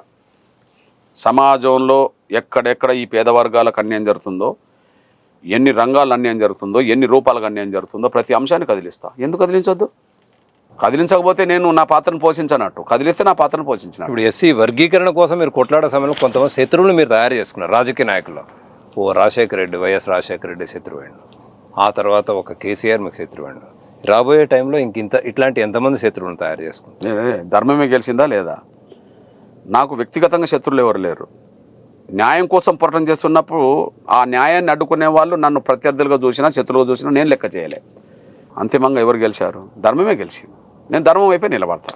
అది అంటారు చూడు, ధర్మాన్ని మీరు కాపాడితే ధర్మమే మిమ్మల్ని కాపాడుతుందని. అవును, నేను ధర్మరక్షణ కోసం నిలబడ్డా. ధర్మం నన్ను కాపాడింది, నా జాతిని కాపాడింది, సమాజం నాకు అండగా నిలబడ్డది. మీరు ఒకసారి చూడండి, ఈ 30 ఏళ్ల పోరాటంలో మొన్న విజయం సాధించినప్పుడు పత్రికల్లో వ్యాసాలు వస్తున్నాయి సుప్రీంకోర్టు జడ్జిమెంట్ మీద. వ్యాసాలు రాసేటోళ్ళందరూ మాలలు కాదు, మాదిగలు కాదు, సమాజమే రాస్తుంది. కానీ వర్గీకరణ సపోర్ట్గా రాస్తుంది, అందరు రాస్తుండ్రు. ఎలక్ట్రానిక్ మీడియాలో చర్చలు జరిగినాయి. చర్చలు జరిగిన ప్రతి ఎలక్ట్రానిక్ మీడియాలో చర్చల్లో 99% వర్గీకరణ సపోర్ట్గానే మాట్లాడినరు. నేను మాదిగల గురించి పక్క పెట్టండి. మాలలు వ్యతిరేకించే వాళ్ళు ఉంటారు కావచ్చు, కొందరు మాదిగలకు సపోర్ట్ చేస్తున్నారు. సమాజం ఇటువైపు మాట్లాడింది, వర్గీకరణకు అనుకూలంగానే మాట్లాడింది. మీరు సోషల్ మీడియాలో యూట్యూబ్ ఛానల్స్లో చర్చలు జరిగినాయి. మొత్తం చర్చల్లో సపోర్ట్ ఎవరికి దొరికింది? అన్ని వర్గాలు వర్గీకరణ కోరుకుంటున్నాయి. కమిషన్లన్నీ ఏం కోరినాయి? వర్గీకరణే కోరినాయి. రాజకీయ పార్టీలు ఎవరిని సపోర్ట్ చేస్తున్నాయి? వర్గీకరణ సపోర్ట్ చేస్తున్నాయి. సుప్రీంకోర్టు ఇప్పుడు ఎవరిని సపోర్ట్ చేసింది? వర్గీకరణ సపోర్ట్ చేసింది. ఇక వర్గీకరణ వ్యతిరేకించే వాళ్ళకు బలం ఉండవచ్చు, కానీ మద్దతు లేదు కదా. సరే, మీరు ఇప్పుడు తెలంగాణ గడ్డ మీద ఉన్నారు. తెలంగాణ అసెంబ్లీ ఎలక్షన్స్ అప్పుడు మేనిఫెస్టోలో కాంగ్రెస్ స్పష్టమైనటువంటి హామీ ఇచ్చింది, వర్గీకరణ కట్టుబడి ఉంటాం. తర్వాత అసెంబ్లీలో దాని తీర్మానం కూడా జరిగింది. ఇవాళ సుప్రీంకోర్టు జడ్జిమెంట్ వచ్చింది. వెంటనే మీరు ముఖ్యమంత్రి రేవంత్ రెడ్డి గారిని కలిసి వర్గీకరణ మీద ఏమన్నా అడుగుతారా? రెండోది, ఇదే కాంగ్రెస్ పార్టీ జాతీయ స్థాయిలో కూడా వర్గీకరణ సపోర్ట్ చేసింది. సో ఒకసారి ఖర్గే గారి దగ్గరికి లేకపోతే రాహుల్ గాంధీ దగ్గరికి వెళ్ళి ఇగో వర్గీకరణ వచ్చింది, అమలు చేయండి, వీలైనంతగా ఆ ఫలాలు పేదలు అనుభవించేలాగా చేయండి అని ఏమన్నా అడుగుతారా? ఖచ్చితంగా. ముందు తెలుగు రాష్ట్రాలకు సంబంధించిన విషయంలో సోదరులు రేవంత్ రెడ్డి గారు అసెంబ్లీలో స్వాగతించిండు. అందరికంటే ముందు నేను అమలు చేస్తామని మాట్లాడిండు. నేను ఢిల్లీ నుంచి కూడా ఆయన అభినందించాను. తెలంగాణకి వెళ్ళిన తర్వాత హైదరాబాద్కి వెళ్ళినాక నేను కలుసాను చెప్పాను. నేను వచ్చిన తర్వాత ఈ మధ్యలోనే ఆయన విదేశాలకు వెళ్ళి వచ్చాడు. ఖచ్చితంగా రేపో ఎల్లుండో టైం తీసుకుంటాం, కలుస్తాం, ఆయనను అభినందిస్తాం, అమలు చేస్తామని అభినందిస్తాం, అమలు చేయమని కోరుతాం. నెంబర్ 1. బాబు గారే వర్గీకరణ చేశాడు కాబట్టి ఆంధ్రప్రదేశ్లో గతంలో ఆయన చట్టమే ఇవాళ నిలబడ్డది. ఆయన తీసుకొచ్చే చట్టం నిలబడ్డది. అప్పుడు ఆయన తీసుకున్న చట్టం వల్ల మాదిగలు కొంత మేలు జరిగింది. వేలాది ఉద్యోగాలు 4-5 ఏళ్ళు 4.5 సంవత్సరాల పైగా అమలు జరిగింది. మాకు మేలు జరిగింది. ఆ చట్టమే ఇవాళ నిలబడ్డది. ఆయన చేస్తామని మళ్ళీ నిన్న స్వాతంత్ర దినోత్సవ వేడుకల్లో కూడా మాట్లాడాడు. ఆయనతో చేపించుకుంటాం. అదే సమయంలో స్టాలిన్ గారు ఆయన వర్గీకరణ అమలు చేస్తున్నాడు, మళ్ళీ చేస్తామని చెప్పాడు సిద్ధరామయ్య.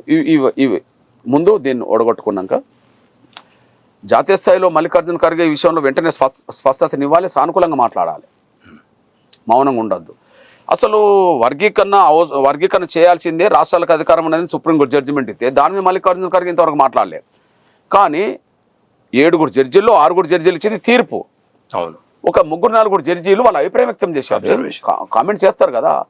అభిప్రాయాన్ని పట్టుకొని గుడ్డు మీద ఈక లేక పెట్టినట్టుగా మల్లికార్జున ఖర్గే కొంతమంది లీడర్లు అందరూ ఈ క్రిమిలేయర్ మీకు వ్యతిరేకమని మాట్లాడుతున్నారు. తీర్పు మీద మాట్లాడతలేరు, క్రిమిలేయర్ మీద మాట్లాడుతుండ్రు. అంటే పక్కదారి పట్టిస్తున్నారు. ఖచ్చితంగా మల్లికార్జున ఖర్గే వర్గీకరణకు ఎందుకు స్వాగతించలేదు ఇంతవరకు? జడ్జిమెంట్ వచ్చినాక 1వ తారీఖు నాడు జడ్జిమెంట్ వచ్చింది, ఇవాళ 16 తారీఖు నాడు ఉన్నాము. ఇవాళ 15 రోజులు ఎందుకు మౌనంగా ఉన్నావు? దాని మీద ఎందుకు మాట్లాడుతున్నావు? నువ్వు వచ్చి ఇక్కడ ఎస్సీ వర్గీకరణ అమలు చేస్తామని చెప్పి నువ్వు మేనిఫెస్టోలో డిక్లేర్ చేసిపోయినావు కదా. చేవేళ్లలో ఎస్సీ డిక్లరేషన్ చేసింది ఎవరి చేతుల మించి? మల్లికార్జున ఖర్గే. దేనికి అధ్యక్షుడు నువ్వు? జాతీయ పార్టీ కాంగ్రెస్ పార్టీకి అధ్యక్షుడివి.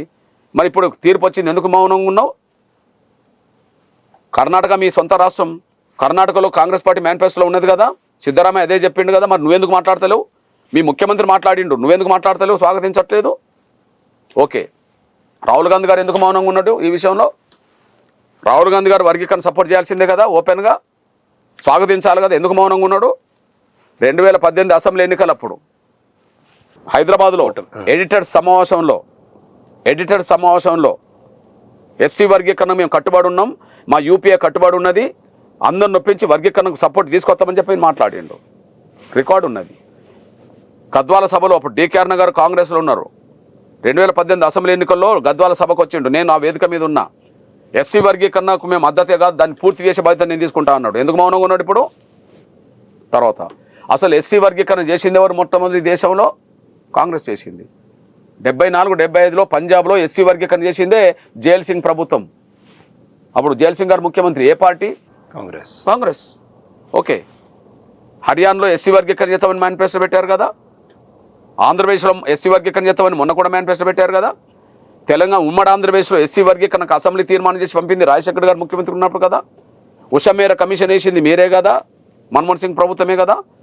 అంతకుముందు లాల్ బహదూర్ శాస్త్రి ప్రధానమంత్రిగా ఉన్నప్పుడు ఎస్సీ వర్గీకరణ జరగాలన్నా వద్దని తేల్చడానికి కమిషన్ వేసింది, లోకూర్ కమిటీ వేసింది లాల్ బహదూర్ శాస్త్రి గారు కదా. అంత పక్కకు పెట్టండి. ఉత్తరప్రదేశ్ నుంచి కదా సోనియా గాంధీ గారి కుటుంబం గెలుస్తున్నది. రాహుల్ గాంధీ అయినా ఇంకోరైనా సోనియా గాంధీ ఎక్కడి నుంచి గెలిచిండ్రు? ఉత్తరప్రదేశ్ నుంచే కదా. ఉత్తరప్రదేశ్ వాళ్ళ సొంత రాష్ట్రం అని అంటుండ్రు కదా గెలుస్తున్న కాడ నుంచి. మరి ఉత్తరప్రదేశ్లో 2012లో ఎస్సీ వర్గీకరణ చేస్తామని చెప్పి ఎందుకు మేనిఫెస్టోలో పెట్టిండ్రు? ఎందుకు ఇప్పుడు మౌనంగా ఉన్నారు? వీటన్నిటి నిలదీస్తారు. ఎందుకు నిలదీయం? మీ వైఖరి మాట కట్టుబంటారా లేదా? ఖచ్చితంగా చేస్తాం. అంటే వాళ్ళు ఇచ్చిన మాట ప్రకారం నిలబడేలాగా మీరు ఉద్యమం రూపంలో కూడా వాళ్ళ మీద ప్రెజర్ తీసుకొస్తారు. ఇక ఒక పార్టీ తమ స్టాండ్కి అనుగుణంగా ఉండాలన్నా వద్దా? ఎస్సీ వర్గీకరణ చేస్తామని మీరు మేనిఫెస్టో పెట్టినరా లేదా? వివిధ రాష్ట్రాల్లో ఎస్సీ వర్గీకరణ చేసిన చరిత్ర మీకు ఉందా లేదా? పంజాబ్లో ఎస్సీ వర్గీకరణ అమలు జరగాల్సిందని చెప్పి అసెంబ్లీ తీర్మానం చేసిన చరిత్ర మీకు ఉందా లేదా? కేంద్రంలో కమిషన్ వేసిన చరిత్ర మీకు ఉందా లేదా? రాష్ట్రాల్లో కమిషన్ వేసిన చరిత్ర మీకు ఉందా లేదా? అవును, కర్ణాటకలో ఎస్సీ వర్గీకరణ మీద సదాశివన్ కమిషన్ వేసింది కాంగ్రెసే కదా. మహారాష్ట్రలో ఎస్సీ వర్గం కమిషన్ వేసింది, లాహుజీ సాల్వే కమిషన్ వేసింది కాంగ్రెసే కదా. కేంద్రంలో కమిషన్ వేసింది మీరే కదా. అసెంబ్లీ తీర్మానం చేసింది మీరే కదా. అమలు చేసింది మొట్టమొదలు పంజాబ్లో మీరే కదా. ఇప్పుడు మౌనంగా ఎందుకున్నారు? తెలుసుకుంటాం. అయితే ఇదే సమయంలో మందకృష్ణ బీజేపీ తోటి లీన్గా వెళ్తున్నారు కాబట్టి వాళ్ళ ఒత్తిడి మేరకే పొలిటికల్గా ఇట్లాంటి స్టేట్మెంట్లు ఇస్తున్నాడు అనే విమర్శలు కూడా న్యాచురల్గా వస్తాయి మీకు. అవన్నీ మేము ఎట్లా లెక్క చేస్తాము? కేసీఆర్ తెలంగాణ సాధిస్తామని ముందుకెళ్తున్న దశలో వాళ్ళతో వీళ్ళతో పొత్తు పెట్టుకుంటున్నప్పుడు ఆయన ఇట్లనే అన్నారు. అంటే ఆయన ఏమన్నాడు? తెలంగాణకు అనుకూలంగా ఉంటే నేను బొంత పురుగునైనా ముద్దాడతా, మీకు వచ్చేది ఏందో అన్నాడు. అంతే కదా. అవును, ఎస్సీ వర్గీకరణ చేస్తామంటే నేను ఎవరితోనే పోతా. మరి ఎస్సీ వర్గీకరణ చేస్తామంటే మీకు మద్దతు ఇచ్చినప్పుడు ఎందుకు మౌనం తీసుకున్నారు నా మద్దతు? మరి చంద్రబాబు నాయుడు గారు ఉమ్మడి ఆంధ్రప్రదేశ్లో ఎస్సీ వర్గీకరణ చేస్తామని నాకు సహకారం కోరిండు, మేము ఇచ్చాం కదా. ఇప్పుడు మొన్న ఎన్నికల్లో ఎస్సీ వర్గీకరణ చేస్తామని చంద్రబాబు చెప్పిండు. మొన్నటి ఎన్నికల్లో వర్గీకరణకు వ్యతిరేకంగా జగన్ ఉన్నాడు. మేము ఎవరికి సపోర్ట్ చేశాము? చంద్రబాబుకే కదా, టీడీపీ బీజేపీ కూటమికే కదా. పోనీ ఎస్సీ వర్గీకరణ రద్దు అయినాక ఎస్సీ వర్గీకరణ చేపిస్తామని చెప్పి మాట ఇచ్చింది మళ్ళీ కాంగ్రెస్. మరి రాజశేఖర్ గారి కాలంలో నేను ఎస్సీ వర్గీకరణ చేపిస్తా అంటే రాజశేఖర్ గారికి మద్దతు ఇచ్చాను కదా. ఓకే, అదే సమయంలో మొన్న పిసిసి అధ్యక్షుడిగా ఉత్తమ్ కుమార్ రెడ్డి గారు ఉన్నప్పుడు 2018లో జరిగిన ఎన్నికల్లో మరి మా మద్దతు కోరితే మేము మద్దతు ఇచ్చాము కదా. 2019 ఎన్నికల్లో మరి లోక్సభలో పోటీ చేసిన రేవంత్ రెడ్డికి మేము మద్దతు ఇచ్చాము కదా, ఉత్తమ్ కుమార్ రెడ్డికి మద్దతు ఇచ్చాము కదా, అదే సమయంలో కోమటిరెడ్డి వెంకటరెడ్డికి మద్దతు ఇచ్చాం కదా, తెలంగాణ మొత్తం మద్దతు ఇచ్చాం కదా. మరి మీకు మద్దతు ఎందుకు ఇచ్చాం? కొడతామంటే భయం, పెడతామంటే ఆశ అన్నట్టుగా మాకు అండగా ఉంటాం ఉన్న వాళ్ళకి మేము అండగా ఉన్నాం. ఇప్పుడే బీజేపీకి అండగా ఉన్నాము, అంతకుముందు మీకు అండగా ఉన్నాం. మీరు చేస్తా ఉన్నప్పుడు మీకు అండగా ఉన్నాం, చంద్రబాబు చేస్తా ఉన్నప్పుడు చంద్రబాబుకి అండగా ఉన్నాం, బీజేపీ చేస్తుంటే బీజేపీ అండగా ఉన్నాం. మీరు మోసం చేసిండ్రు, బీజేపీ న్యాయం చేసింది కాదా? అంటే రేపు భవిష్యత్తులో రేపు బీజేపీ కూడా మాట కాదు, మీరు మోసం చేసిన చరిత్ర అయిపోయింది. బీజేపీ మాకు మోసం చేయాలి. ఇప్పుడు ఆలస్యం కావచ్చు, ప్రధానమంత్రి దృష్టికి నేరుగా వచ్చేంత వరకు కొంత ఆలస్యం కావచ్చు. కానీ ప్రధానమంత్రి దృష్టిలో ఎప్పుడైతే నేరుగా ఈ అంశం వచ్చిందో ఆయన మనసులో ఇంత ఆవేదన ఉన్నదా? ఈ మాదిగల్లో ఇంత బలమైన ఆకాంక్ష ఉన్నదా? ఒక ఉద్యమం 30 ఏళ్ళుగా నిలబెట్టుకుంటూ రాగలిగినరా? ఎంత బలమైన ఆకాంక్ష ఉంటే, ఎంత ఆవేదన ఉంటే ఎంత నిలబడుతుందని చెప్పి పెద్దలు గౌరవ ప్రధానమంత్రి గారు నవంబర్ 11, 2023లో పరేడ్ గ్రౌండ్లో జరిగిన విశ్వరూప మహాసభకు వచ్చి ప్రత్యక్షంగా చూశాడు. ఆయన నేరుగా ఆయన దృష్టికి బలంగా రానంత వరకు కొంత జాప్యం జరిగినట్టు వాస్తవమే. కానీ మరి అంతకుముందు నేను ప్రధానమంత్రి మన్మోహన్ సింగ్ దృష్టికి తీసుకురావడానికి 4 సార్లు ప్రయత్నం చేశాను, 5 సార్లు ప్రయత్నం చేయలేదే. యూపీఏ చైర్పర్సన్ దృష్టికి తీసుకొచ్చా, సోనియా గాంధీ దృష్టికి చేయలేదే. అంతకుముందు రాహుల్ గాంధీ దృష్టికి తీసుకొచ్చినప్పుడు కూడా నేను చేయలేదే. మరి బీజేపీ గౌరవ నరేంద్ర మోడీ గారి దృష్టికి మా పెద్దలు తీసుకొచ్చారు, వెంకయ్య నాయుడు గారు తీసుకొచ్చిండు, కిషన్ రెడ్డి గారు తీసుకొచ్చారు, సంజయ్ తీసుకొచ్చారు, చాలామంది తీసుకొచ్చారు అనుకుందాం, ఈటల తీసుకొచ్చి చాలామంది, రఘునందరావు వీళ్ళందరూ తీసుకొచ్చారు. కానీ నేరుగా మా ఆవేదన చూసింది ఇక్కడ కదా. ఆయనే చెల్లించిపోయాడు కదా. ఒక దేశ ప్రధానమంత్రి చెల్లించి ఈ ఉద్యమంలో నేను కూడా పనిచేస్తా, మీకు న్యాయం జరగాల్సిందే అన్నాడు కదా. ఆ కమిట్మెంట్ తోటే కమిటీ వేశాడు కదా. ఆ కమిట్మెంట్ తోటే కేంద్ర ప్రభుత్వాన్ని నడిపించాడు కదా. అందులో భాగంగానే రాజ్యాంగ ధర్మాసనం ఏర్పాటుకు కేంద్రం కృషి చేసింది కదా. రాజ్యాంగ ధర్మాసనం విచారణ జరిగే సమయానికి కేంద్రంలో ఉండబడే న్యాయశాఖ మొత్తం కసరత్తు చేసి వర్గీకరణ సపోర్ట్గా మాట్లాడింది కదా. 2004, 2024 మధ్యలో తేడా ఏంటిది? 2004లో కేంద్రంలో యూపీఏ గవర్నమెంట్ ఉన్నది, కేంద్రం అఫిడవిట్ ఇవ్వలే వర్గీకరణకు అనుకూలంగా. ఇప్పుడు అఫిడవిట్ ఇచ్చింది కేంద్రం అనుకూలంగా. ఆ ప్రభావం ఉంటుందా లేదా న్యాయ వ్యవస్థ మీద? కదా, ఉంటుందా లేదా? మరి మా సహకారం మీరు తీసుకున్నారు, మమ్మల్ని మోసం చేశారు. బీజేపీ మా సహకారం తీసుకునే తక్కువ, కానీ మాకు న్యాయం అయితే చేసింది. ముఖ్యంగా నేను గౌరవ నరేంద్ర మోడీ గారికి కృతజ్ఞత ఉంటాను, నా జాతి కృతజ్ఞత ఉంటుంది. తప్పేంది? అమిత్ షా గారికి కృతజ్ఞత ఉంటుంది. తప్పేంటి? మా సోదరుడు కిషన్ రెడ్డి గారు 30 ఏళ్లలో ప్రతి కష్టం ప్రతి బాధ మాతో పంచుకున్నాడు. ఓకే, అంతకుముందు వెంకయ్య నాయుడు గారు ప్రతి కష్టం మాతో బాధ పంచుకుని మాకు పెద్ద దిక్కు ఆయన ఉన్నాడు. నేను కృతజ్ఞత ఉండే మనిషిని. అంబేద్కర్ ఒక మాట అంటాడు, మీరు ఎవరి పట్ల ఎవరంటే మీకు ఇష్టం ఉండదు, ఎవరికంటే ఇష్టం ఉంటుంది అంటే సమాజంలో ఉన్నబడే వ్యక్తులు ఎవరి ద్వారా కొంత సహకారం పొందితే సహకరించిన వాళ్ళ పట్ల కనీస కృతజ్ఞత ఉండాలి అంటాడు. మనిషి లక్షణం అని అంటాడు. మరి నేను ఎవరికి కృతజ్ఞత ఉండాలా? 30 ఏళ్ల పోరాటంలో మీరు న్యాయం చేయక మోసం చేస్తుంది, మమ్మల్ని వాడుకుంటుంది. మరి గౌరవ పెద్దలు నరేంద్ర మోడీ గారు వేదిక మీదకి వచ్చిండు, మా బాధలు విన్నాడు, మా బాధలు చూసిండు, కళ్ళార చూసిండు, ఆయన కూడా కళ్ళ నీళ్ళు పెట్టుకున్నట్టుగా చేసిండు, మమ్మల్ని ఓదార్చిండు, న్యాయం చేస్తా అన్నాడు. అందుకు ప్రక్రియ కోర్టు ద్వారా ముందుకు నడిపిస్తా ఉన్నాడు, ముందుకు నడిపించారు, న్యాయం జరిగింది. ఇప్పుడు మరి బీజేపీ పెద్దలు నరేంద్ర మోడీ గారికి నేను విలువ గౌరవం ఇవ్వకపోతే ఎవరికి ఇవ్వాలా? నేను రమ్మను, ఎవరికి ఇవ్వాలో చెప్పానండి. అంటే ఒక రకంగా మీరు చెప్పదలుచుకుంది, నాకు రాజకీయాలకు అతీతంగా నా డిమాండ్కి ఎవరు మద్దతు పలికితే వాళ్ళకి నేను కృతజ్ఞుడిగా ఉంటాను అనేది మీ స్టాండ్. ఈ రోజుకి బీజేపీ మీరు అనుకున్నటువంటి డిమాండ్ ముందు తీసుకుపోయిందని మీరు సాటిస్ఫై అయినారు కనుక మీ ఇద్దరి మధ్య ఫ్రెండ్షిప్ ఉంది. ఓకే, రేపటి నాడు ఇదే స్టాండ్ ఆపోజిట్లోకి మారిపోతే మీ వ్యవహార శైలి ఊహజనితమైన ప్రశ్న, అది ఊహజనితమైన ప్రశ్న. మా 30 ఏళ్ళ మా పోరాటానికి న్యాయం చేసింది ఎవరు అంటే డైరెక్ట్గా న్యాయ వ్యవస్థనే కనిపిస్తుంది. కానీ న్యాయ వ్యవస్థను ముందుకు నడిపించింది కేంద్రమే కదా. అఫిడవిట్ మాత్రం ఇచ్చింది కదా. మరి న్యాయ వ్యవస్థ ముందు న్యాయం చేయడానికి ప్రయత్నం చేసింది కదా. అఫిడవిట్ ఇవ్వడానికి ప్రయత్నం చేసింది కేంద్రమే కదా. కేంద్రానికి నాయకత్వం ఇచ్చింది పెద్దలు నరేంద్ర మోడీ గారే కదా. నంబర్ 2 స్థానంలో ఉండి దీన్ని నడిపించే ప్రక్రియ ముందు తీసుకొచ్చింది అమిత్ షా గారే కదా. నాకు చేదోడు వాడుకున్నది కిషన్ రెడ్డి గారే కదా. కదా. మరి ఇంకా నేను ఎవరికి అండగా ఉండాలి? ఇప్పుడు అది ఊహాజనితమైన ప్రశ్న. నేను నా పోరాటానికి సంబంధించిన ప్రధాన డిమాండ్ ఏందో చెప్పండి, వర్గీకరణ. మరి వర్గీకరణకు అంతిమంగా పరిష్కారం చూపెట్టింది ఎవరు? పెద్ద నరేంద్ర మోడీ గారు.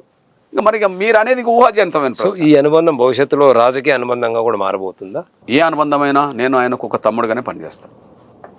ఎవరికి? మోడీకి. పక్క. ఆ పార్టీలో చేరడం కానీ నా కండువా మారదు. ఇదే ఎంఆర్పిఎస్ డిమాండ్లు, అంశాలు పేదల కోసం ముందుకు తీసుకొస్తా. కండువా మారదు. ఆయనకు తమ్ముడుగా పనిచేస్తా. అమిత్ షా గారికి కృతజ్ఞతగా ఉంటా. మా సోదరుడికి ఎప్పుడు విలువనిస్తా. మా సోదరుడు అంటే మాకు కిషన్ రెడ్డి గారిని, కృష్ణమాది గారిని మా ఆదిగలు వేరువేరుగా చూడరు. కొన్ని రాజకీయ పార్టీలు కూడా చూడవు. వీళ్ళు ఎంత అయినా కూడా కిషన్ రెడ్డి, కృష్ణమాదికి ఒకటే అంటారు. అంతెందుకు, నేను ఒకసారి గాంధీ భవన్ పోయి వచ్చిన తర్వాత కాంగ్రెస్ రేవంత్ రెడ్డి గారు మాకు కొంత కూడా గౌరవం ఇవ్వకుండా తొందరగా పంపేశాడు. అప్పుడు నేను కాంగ్రెస్ ఆ గాంధీ భవన్లోనే మాట్లాడినాను. అప్పుడు ఈయన ఏమన్నాడు, ఆయనకు దేవుడు ఇచ్చిన అన్న కిషన్ రెడ్డి ఉన్నాడు కదా, ఆయన దగ్గర పోవచ్చు కదా అన్నాడు. అంటే కిషన్ రెడ్డి గారికి, కృష్ణమాది గారికి ముందు అనుబంధం అట్లాంటిదని ప్రత్యర్థులు కూడా తెలుసు కదా. 2019 ఎన్నికల్లో, లోక్సభ ఎన్నికల్లో ఉత్తమ్ కుమార్ రెడ్డి గారు, రాహుల్ గాంధీ వర్గీకరణకు సపోర్ట్గా ఉన్నారని చెప్పి మద్దతు కోరితే నేను మద్దతు ఇచ్చా. కానీ ఓపెన్గా ప్రకటన చేశా, తెలంగాణ మొత్తం కాంగ్రెస్కే మద్దతు, కానీ మా కిషన్ రెడ్డి గారికి మాత్రం సికింద్రాబాద్లో మద్దతు అని చెప్పాను నేను. మాకు ఆ గట్స్ ఉన్నాయి, ఆ నిజాయితీ ఉన్నది. మా స్నేహితుడు, ప్రతి కష్టంలో మాకు భాగస్వామి, మాతో ఉంటాడు. ఆయనకు మేము అండగున్నాం. ఇప్పుడు ఓల్ సోల్ పార్టీకే మేము అండగుండడానికి అవకాశం వచ్చింది కదా మొన్న ఎన్నికల్లో. అసెంబ్లీ ఎన్నికల్లో మా వంతు పాత్ర పోషించాం. నరేంద్ర మోడీ గారు వచ్చి ప్రకటన చేసిండు. ఓకే, ఓ దేశ ప్రధానమంత్రి ప్రతి బహిరంగ సభలో వర్గీకరణ గురించి మాట్లాడిండు పార్లమెంట్ ఎన్నికల సందర్భంగా. చేసే బాధ్యత నాదని చెప్పి మమ్మల్ని హక్కున చేర్చుకున్నది తానే, అండగున్నది తానే, పరిష్కరిస్తామనేది తానే, పరిష్కరించింది తానే. ముందు న్యాయ వ్యవస్థకు నేను మొదటి గౌరవం ఎందుకు ఇస్తానంటే, గౌరవ చీఫ్ జస్టిస్ చంద్రచూడ్ గారి ఆధ్వర్యంలో ఈ తీర్పు వచ్చింది. న్యాయ వ్యవస్థ న్యాయాన్ని బతికించింది, అన్యాయం గురైన వర్గాలకు న్యాయం చేసింది. కానీ ఆ న్యాయ వ్యవస్థ తీర్పు రావడానికి నేపథ్యం ఉన్నదే గౌరవ ప్రధానమంత్రి తీసుకున్న చొరవ, అమిత్ షా గారు తీసుకున్న చొరవ, మా సోదరుడు కిషన్ రెడ్డి గారు తీసుకున్న చొరవ దీనికి ప్రధానమైంది. నేను వాళ్ళకి ఎప్పుడు కృతజ్ఞత ఉంటాను. ఇప్పుడు ఈ 100 మంది ఎంపీలు లెటర్ ఇచ్చిండ్రు ప్రధాని మోడీ గారికి. ఆ తర్వాత మీరు మోడీ గారిని కలిసిండ్రు. వర్గీకరణ వచ్చిందని ఒక సంతోషం. ఇదే సమయంలో కింది వర్గాల వాళ్ళకి ఆ ఫలాలు అందకుండా చేయడానికి 100 మంది లెటర్ ఉన్నది. సో ఇప్పుడు మీరు ఎటువైపు, నా వైపు ఇది నా ఆవేదన అని మీరు చెప్పినప్పుడు ఆయన రిసీవింగ్ ఎట్లా? మీరు గౌరవ ప్రధానమంత్రి గారిని నేను కలవక ముందు గంటన్నర ముందు వాళ్ళు కలిసిండ్రు, ఎక్కువ టైం మాట్లాడిండ్రు. బహుశా నేను కూడా కలిసి వచ్చాను. సరే ఏం మాట్లాడాను, ఏం జరిగిందో పక్కకు పెట్టండి. ఓకే, వాళ్ళు ఒక 4 ఫోటోలు రిలీజ్ చేశారు. నన్ను అక్కును చేర్చుకున్న ఫోటో, నేను శాల్వా కప్పిన ఫోటో, నేను బోకే ఇచ్చిన ఫోటో, నన్ను కూర్చున్నబెట్టి ఎదురుగా కూర్చున్నబెట్టి మాట్లాడిన ఫోటో. ఆ 4 ఫోటోల్లో ఆయన నవ్వుకుంటూనే ఉన్నాడు. 100 మంది ఏ అంశం మీద పోయి ఆయనకు వినతి పత్రం ఇచ్చి మాట్లాడిండో ఆయనకు తెలియదా? నేను ఒక్కననే విషయం నాకు తెలియదా? కానీ నాతో నవ్వుతూనే ఉన్నాడు, నన్ను దగ్గర తీసుకున్నాడు, నన్ను బాగా పలకరించిండు, అన్నీ చేశాడు. ఆ ఫోటోలో సాక్ష్యం. అంటే తను ఎవరెన్ని మాట్లాడినా పేదల వైపు ఉంటాడు. నేను 100 మంది మాట్లాడిన తర్వాత కదా నేను కలిసింది. అవును, 100 మంది ఏమి వర్గీకరణకు అనుకూలమైన వ్యక్తులు కాదు కదా, 100 మంది ఏమి క్రిమిలేయర్కి అనుకూలమైన వ్యక్తులు కాదు కదా. మరి వాళ్ళందరూ కలిసినాక నాతో కలిసినప్పుడు ఆ 4 ఫోటోలు నాతో నవ్వుతూనే ఉన్నాడు కదా. అంటే ఆయన న్యాయం వైపు ఉంటాడని నమ్మకం నాకున్నది, పేదల వైపు ఉంటాడని నమ్మకం నాకున్నది. అదే నేను చెప్పాను కరెక్ట్గా. పెద్దనా, మీరు ఒక అట్టడుగు బలహీన వర్గం నుండి వచ్చిన వాళ్ళు, అత్యంత పేద కుటుంబం నుండి వచ్చిన వాళ్ళు, మీరు ఈ స్థానంలో ఉన్నప్పుడే పేదలకు, బలహీన వర్గాలకు, దళితులకు మేలు జరుగుతుంది అని నేను చెప్పాను. మీరున్న స్థానంలో ఉన్నంత వరకే మా వర్గాలకు మేలు జరుగుతుంది. కాబట్టి మీకు అండగా ఉండడం మా బాధ్యత. మీ తమ్ముడిగా నా పాత్ర పోషిస్తాం. నాకున్న శక్తి మేరకు నీకు అండగా నిలబడతా. ఇది ఆయనతో అన్నమాట. ఆయన కూడా నవ్వుతూ సంతోషంగా స్వాగతించాడు. సరే, ఇప్పుడేమో వర్గీకరణ అయిపోయింది, ఇప్పుడు క్రీమి లేయర్ తోటి పేదలకు వచ్చింది. సో ఇప్పుడు మాదిగ జాతి మొత్తాన్ని ఒక చోటికి బహిరంగ సభ లాంటిది పెట్టి ఇప్పటి వరకు ఫలాలు అందుకోని వాళ్ళకి ఈ రూపంలో ఇస్తే బాగుంటుందనే ఒక మెసేజ్ ఇవ్వాలనే ప్రోగ్రామ్ ఉందా మీకు? అంటే ముందు తక్షణం ఇంప్లిమెంటేషన్ వైపు దృష్టి పెట్టాలి. ఓకే, ఇంప్లిమెంటేషన్ దృష్టి పెట్టిన తర్వాత అది ఒక ఆర్డర్గా కొనసాగుతున్న సమయంలో మీరు అన్న దాని మీద నేను మళ్ళీ ముందుకెళ్ళాలి. ఆ వెళ్ళే ముందు నేను సబ్జెక్ట్ ఒక వర్గీకరణ మీద ఎండ్ అవుతుంది కాబట్టి భవిష్యత్తులో ఎస్సీ ఎస్టీ బీసీలకు దేశంలో ఉండబడే పేదలకు అంతో ఇంతో ఈ తెలంగాణ గడ్డ మీద లేదా తెలుగు గడ్డ మీద పుట్టిన ఒక పేద బిడ్డగా అంతో ఇంతో కేంద్రంతో కొద్దిగా మాట్లాడడానికి ఒక అవకాశం ఉన్నది అనుకుందాం. పెద్దలతో మాట్లాడడానికి అవకాశం ఉంది. ఆ అవకాశాన్ని సమాజంలో ఉండబడే పేద వర్గాల ప్రయోజనాలు కాపాడడానికి ఎట్లా సద్వినియోగం చేసుకోవాలి దాని మీదనే టార్గెట్ చేస్తాం. ఇది మంద కృష్ణమాదిక్ గారు చెప్తున్నది.